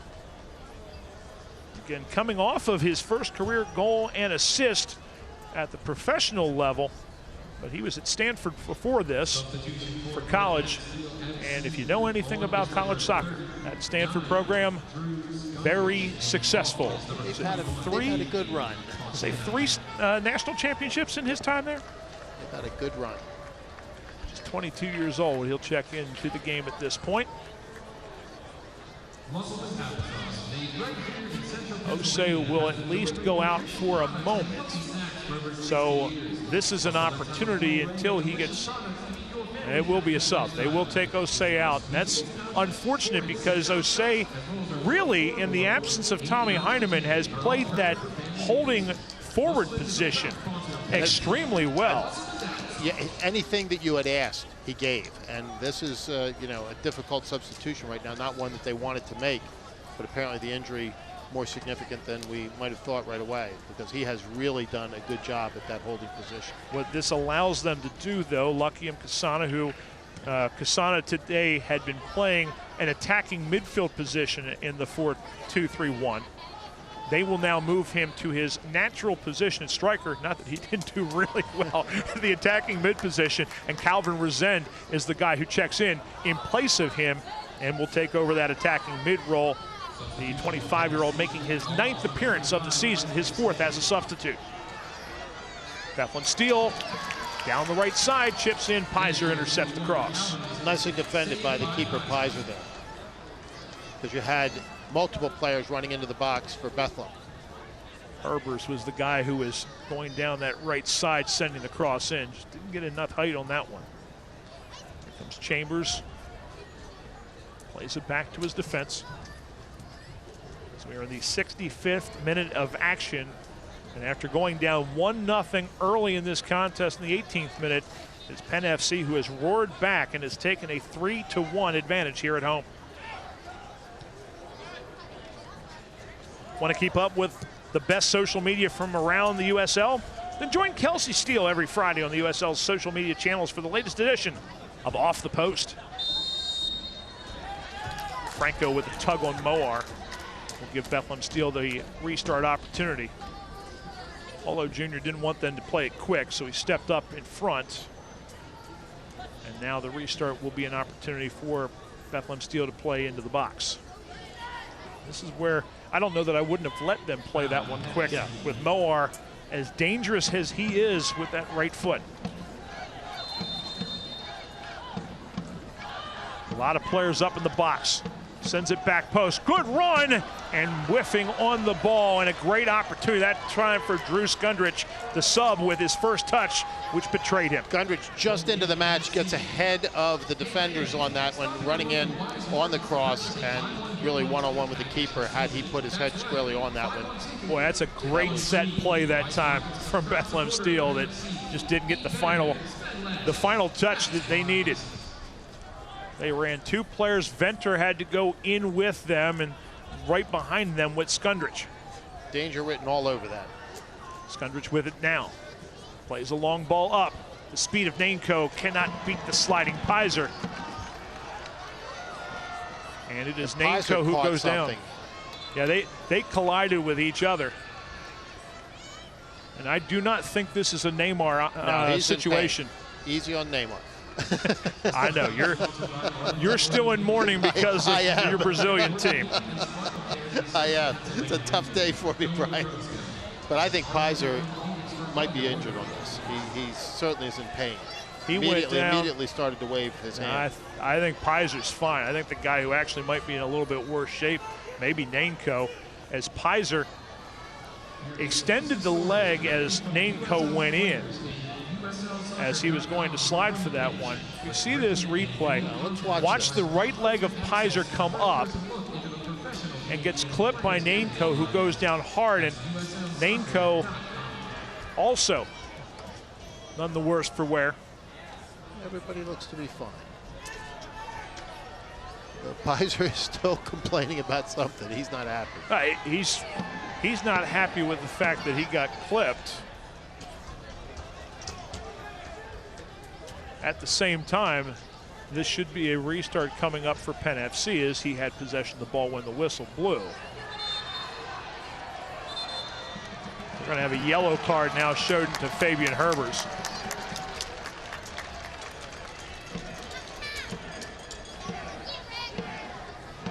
That would be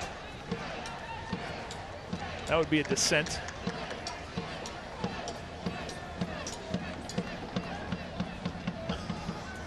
Squirting the water bottle. That's a new one. I don't know that I've seen that one. And it's a little known codicil to the rule book. If this was a 100-degree temperature heat day, I would welcome that as official. But definitely not something that our center referee today is letting go, and understandably so. For Herbers, that is his 5th yellow card of the season, so he will be suspended for a game, assuming that holds up, for their next match, which will be this coming Wednesday when they play at Atlanta United 2. That is his accumulation. One other player right now in that same situation, if you would pick up a yellow card today for Bethlehem Steel, that would be Olivier Bizo. For Penn FC, Dan Metzger is the only player who's on the pitch right now who would have that. Thiago Calvano in the same boat.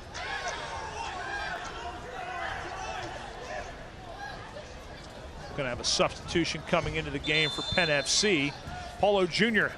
has made his run, and with this being his 2nd game,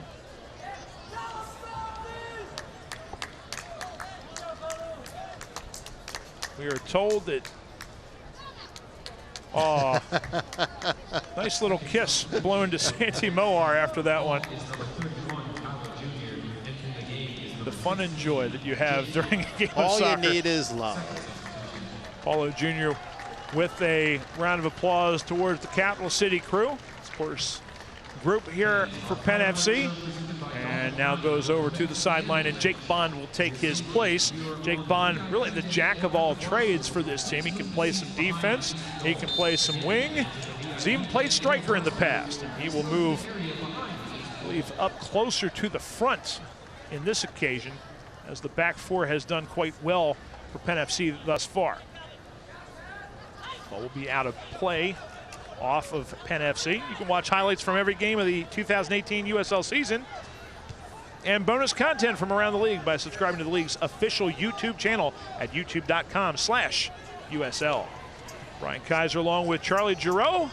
Glad you could join us for a beautiful night for soccer here in Harrisburg, Pennsylvania. Penn FC leading Bethlehem Steel FC 3-1. Steel need to really press the attack. Foul called. No advantage initially, but Herbers wasn't going to get to that one first, so he will whistle that foul and bring it back to the spot of the foul. Play $3 million Pennsylvania Club, the new scratch-off from the Pennsylvania Lottery. Players must be 18 or older. Please play responsibly. The start comes from Bizo. Real bends it to the back post. Well done by Hawkins, shilling off a very physical Derek Jones. All the way down into the Bethlehem Steel end. And there'll be throwing coming up. Last touch by the Steel, so NFC will take their time at this point, up by 2 goals. If this result holds, and right now Red Bulls 2 is also winning, they are tied with Penn FC, those two teams would leapfrog into a 4-way tie for 5th place in the Eastern Conference. That is if those results hold. Last check at halftime, Red Bulls 2 was up 2-0 on Atlanta United 2. In this contest, it remains 3-1, Penn FC with the advantage. Chambers heads it down to Jones. And just as they have all night, the midfield swarming. Nicely won duel there by Penn FC too, and that's been a big part of their success thus far. They've been winning those duels in the midfield, and that's how they built the attack, and the shot advantage at this point is overwhelming. Foul whistled against Chambers. So he got a piece of Opoku. Freddie will stand over the restart as he usually does. And Menjivar, the other one who will be over there as well.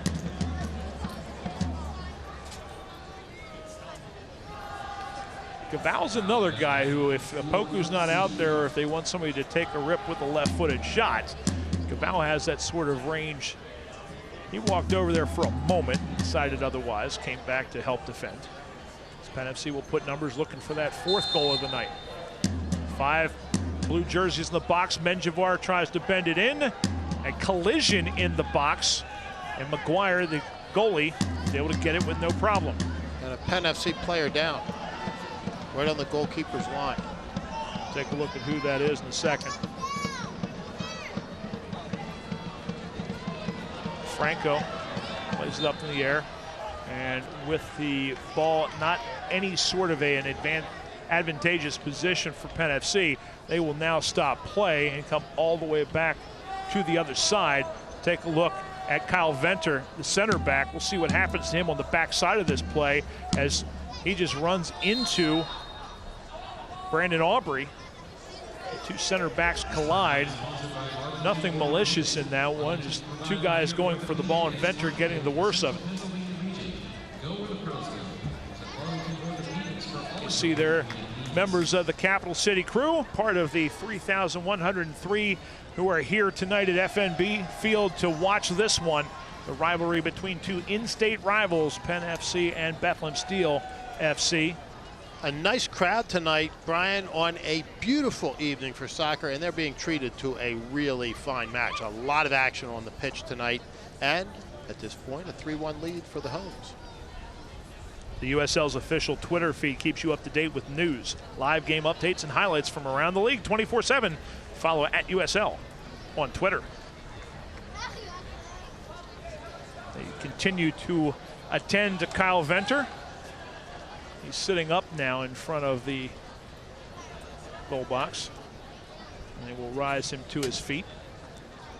Again, they will probably try to keep him in the game, and that means a lot of times you can shift Jake Bond back if you want to at that point. And that may be what they'll do, but until he comes back, but it looks like he's okay. He's actually sprinting back to the center line. Steel has a brief advantage, though, with Penn FC playing with 10 until Venter's waved back onto the pitch. Down that right-hand side. Cross coming. Bizo looking, but headed out of danger by Penn FC. Actually, that was Metzger who's actually come back to help out. And now back onto the pitch is Venter. Penn FC with it, Opoku. Up to Kasana. Shot, rifled, but right at the keeper. Great take that time from Dan Metzger, from Richard Menjivar, sorry. And nicely struck. Wasn't expecting Menjivar to be that advanced in the formation at this time of the game. Usually back there as that holding mid and staying back there, really dictating things. Really a field general for this team. And came through right up the middle, and really nice rip. Bethlehem Steel down by 2. Looking for some moment of brilliance here that will get them back in it. Opoku gets the better of Bizo, and then Bizo puts the arm out. Opoku goes down, nothing called, and the advantage goes to Bethlehem Steel. Bond down the right side, should have touched him last and does. Throw-in coming up for the Steel. Moar to Herbers. Ball taken right away by Metzger. And the Steel cannot keep it in. So throw-in coming up for Penn FC. Select is the official soccer ball of the USL. For the latest Select products and special offers, please visit www.selectsportamerica.com. Receive free shipping on orders over $50. Opoku looking to get it past Marquez, cannot, as Resend was making the move down the middle. Counterattack the other way is stymied by Hawkins. Metzger back to Hawkins. Now Menjivar comes over to this near side. Franco. Bond. Metzger. Back to Bond up the right wing.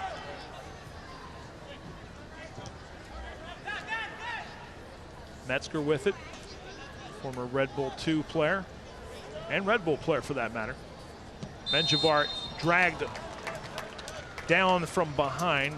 Skundrich got a piece of his jersey and took a tug, and we're going to have a substitution as Santi Moar has seen his action end for the night. And the substitute coming into the game for him will be Tony Temple, player out of the Philadelphia Union Academy, making his 5th appearance of the season, all as a substitute. Fresh set of legs for the last 10+ minutes of the match, and was a late sub in their game versus Charlotte this past weekend. And will make another appearance here.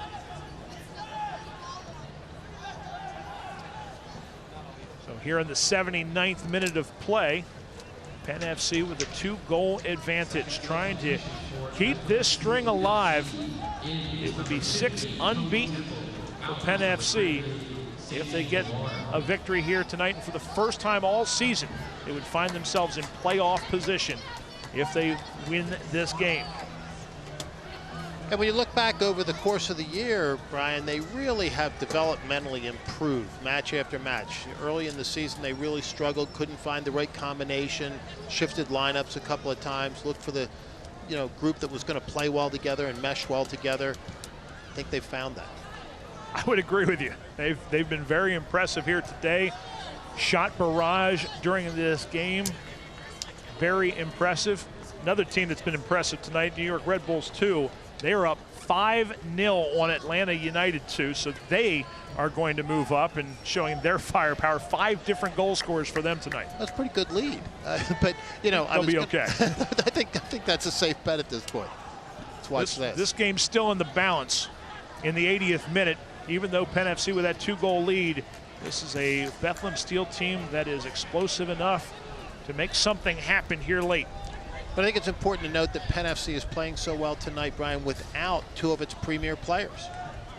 Tribbett not available tonight. Tommy Heineman not available tonight. He's missed the last few games, and they have not needed him scoring-wise because of the emergence all of a sudden, now that he's fully fit. Of Kasana. Lucky Kasana at the beginning of the season was not fully healthy, shaking off a nagging injury that he's trying to play through. He's had a few games, got completely healthy, and man, he has been good since that time. 6 goals in his last 4 games, plus an assist tonight as well. And additionally, Brian, and you notice it as the match goes on, a lot of leadership on the field.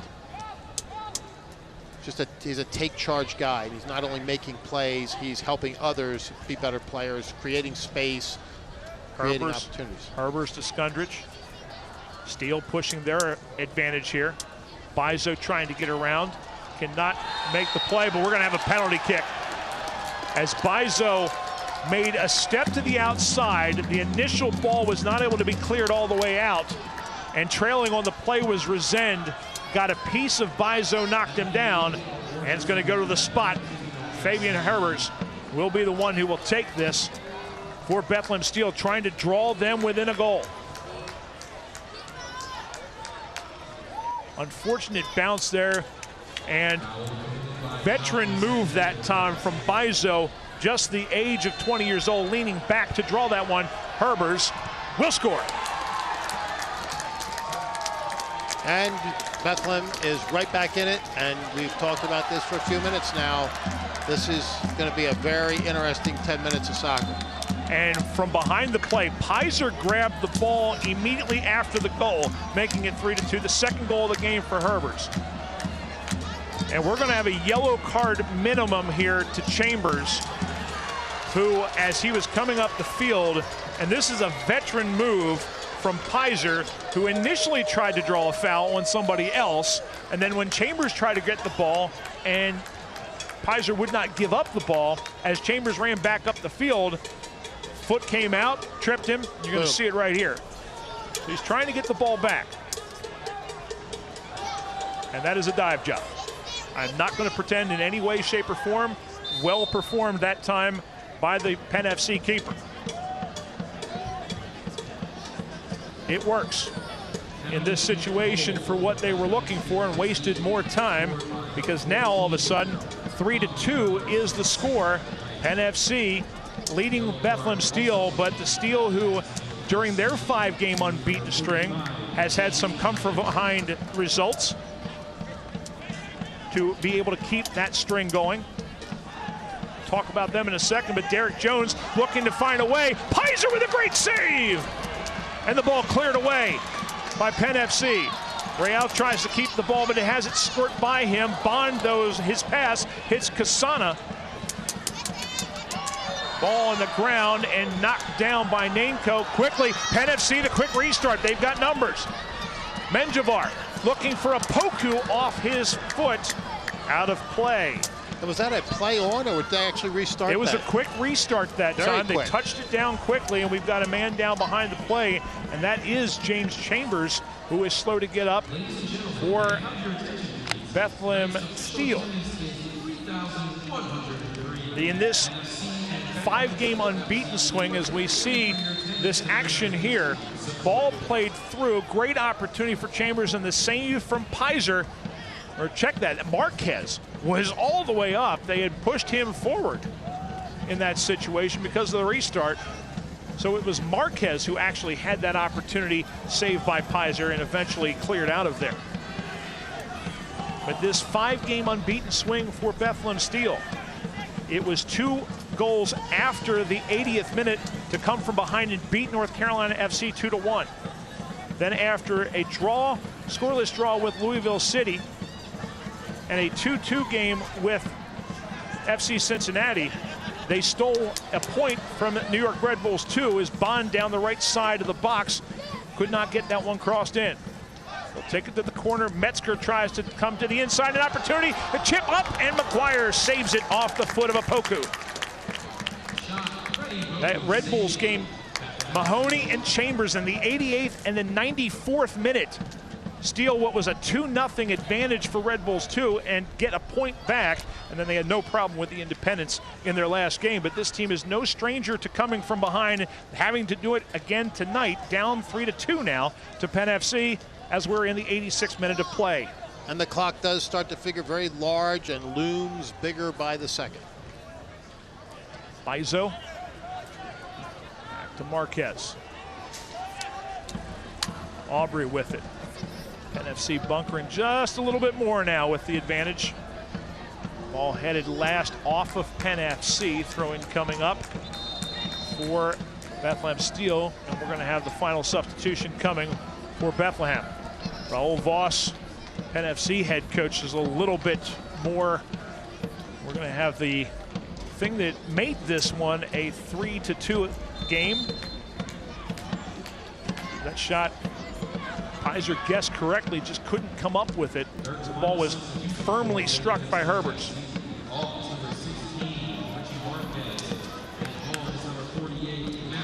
The substitution, Matthew Mahoney comes in for Richie Marquez. That substitution in the 86th minute, as Mahoney making his 17th appearance of the year, second straight game he comes off the bench.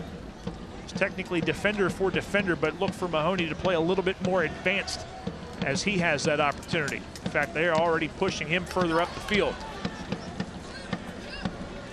And FC with it on the left wing. A Poku playing a little more centrally, trying to get by. Has the ball dispossessed. Here comes Chambers the other way. Temple.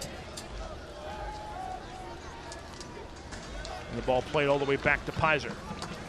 He'll pick this one up. Join the club, $3 million Pennsylvania Club, the new scratch-off from the Pennsylvania Lottery with top prizes of $3 million. Players must be 18 or older. Please play responsibly. Benefits older Pennsylvanians every day. Into the 88th minute here, Brian, and there may be a significant amount of stoppage time added on here. I would think a minimum of 4. That would be my guess. Maybe upwards of 5 tonight because of substitutions, goals, and also a few injury breaks. A foul was called against Marco Franco here on this near side. So now it will be Herbers who will restart. Thinks better of it, and instead, coming back will be Chris Nainko. Canadian from Ontario, making his 13th appearance of the season, his 3rd start. Will put the right foot to it. Ball chipped into the box, right to the hands of the waiting Ramu Pizer. Want to watch exclusive video content and photography from across the USL? Make sure to follow the league's official Instagram account at USL Soccer.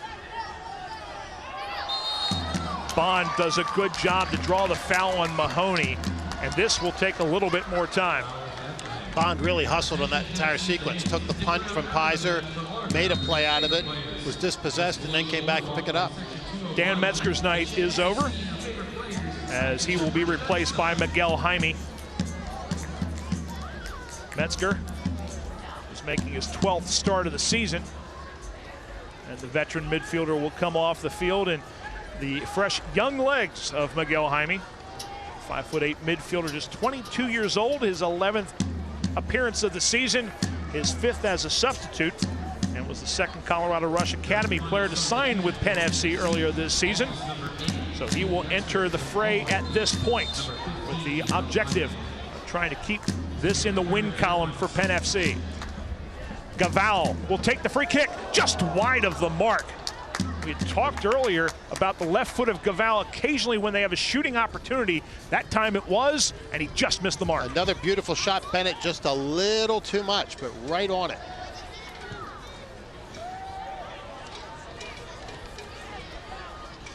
We're in the final minute of regulation time. We said before, we will likely have numerous minutes of stoppage time. Bond to Kasana. Lucky with it.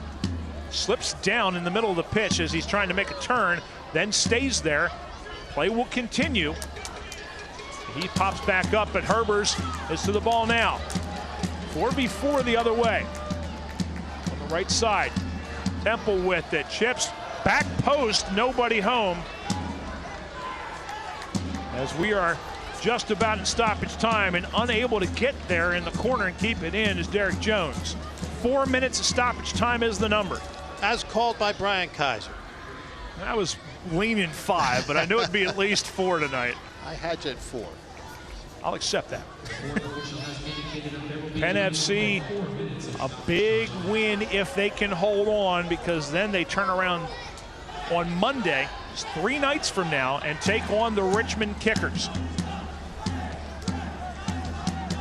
An opportunity to move into a playoff position with a win here tonight. But they have to hold on for a little bit more in stoppage time, as you can see on your screen right now. About 3.5 minutes approximately. Herbers down the left-hand side. Bethlehem still trying to rescue a point on the road. Real. Skundrich crosses into the box.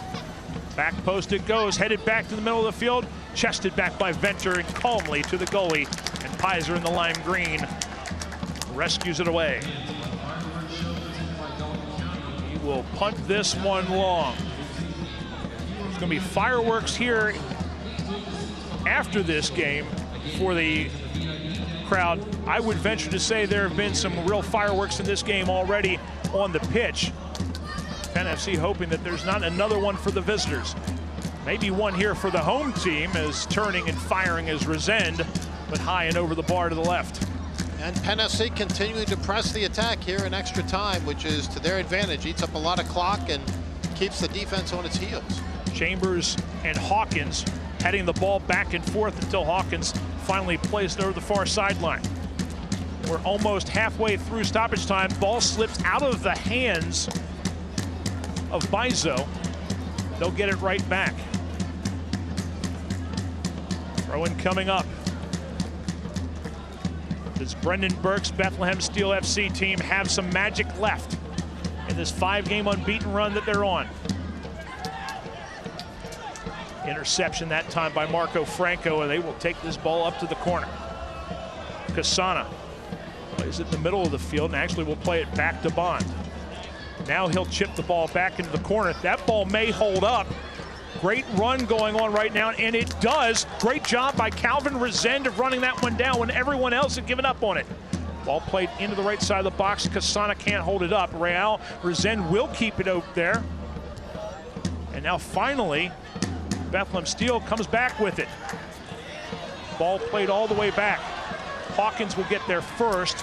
Will have to play it back to the near side for a throw in a dangerous position with about a little over a minute of stoppage time left to go.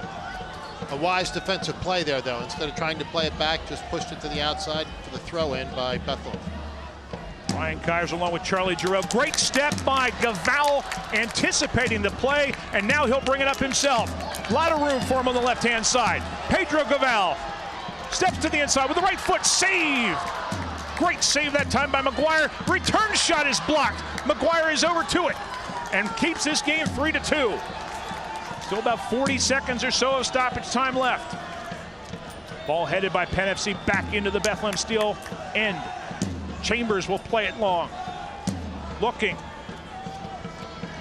Menjivar is able to get it to Gaval.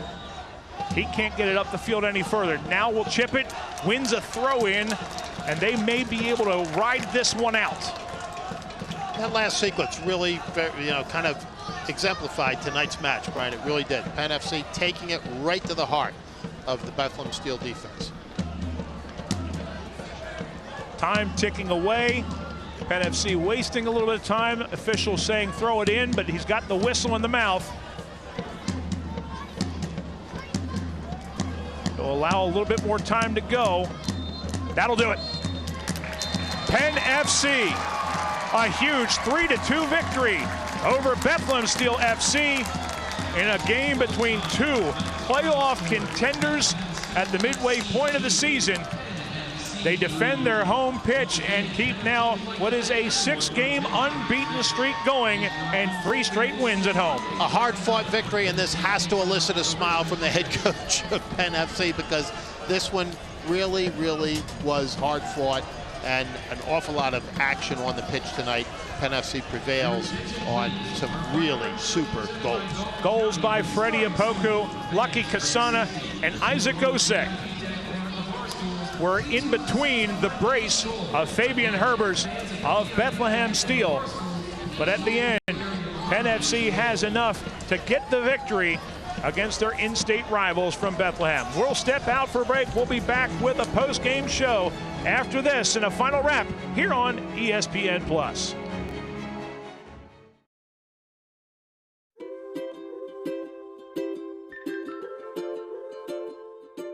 All across Pennsylvania, families are living their lives in their own homes. Not long ago, none of these families believed it possible. And then they discovered there was someone who could help. What was once only a dream is now a reality. Welcome home.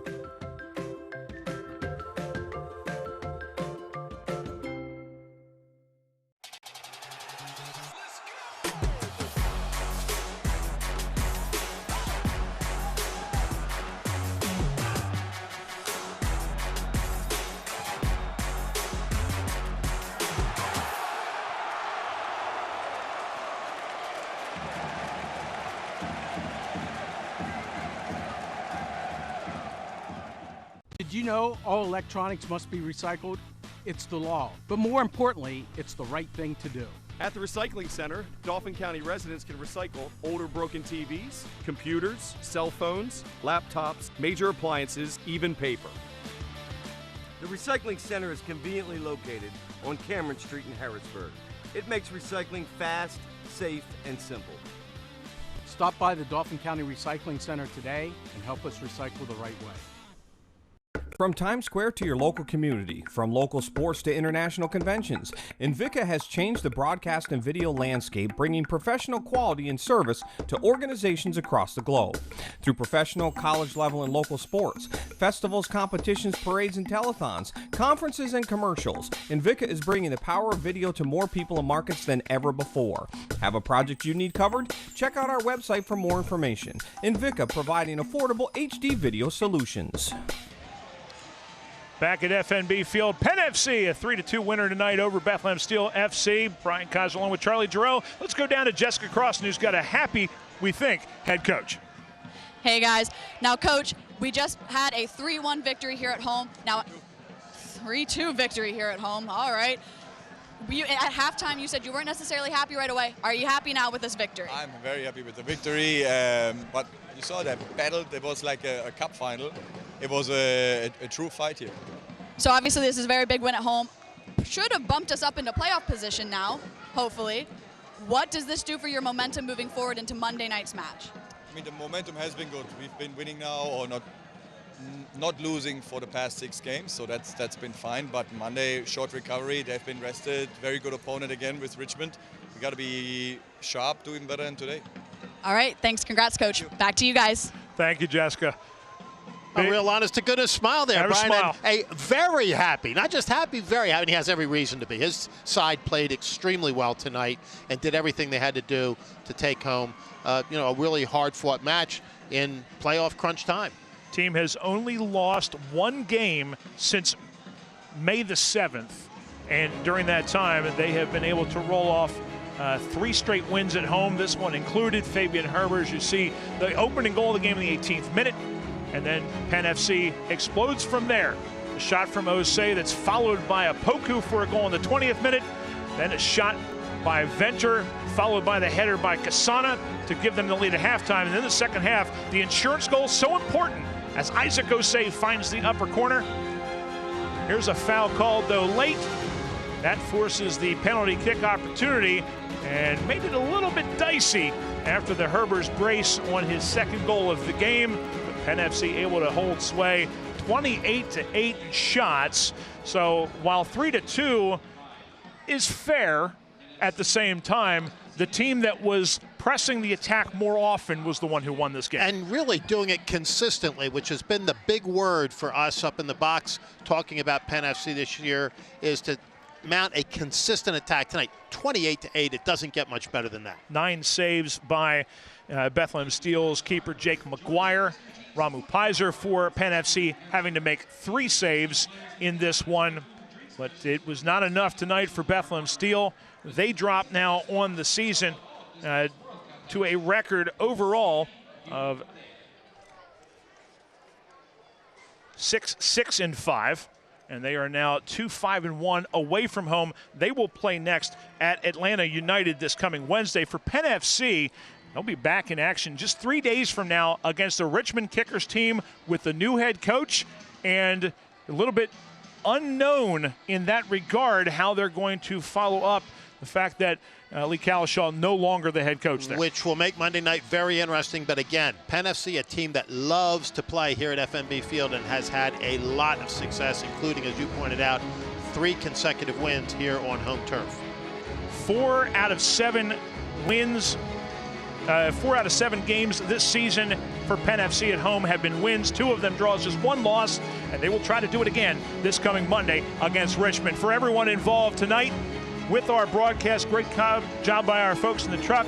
For Jessica Crossan and also Charlie Giroux, this is Brian Kaiser saying good evening from Harrisburg, Pennsylvania. Penn FC a winner tonight, 3-2 over Bethlehem Steel FC, here on ESPN+.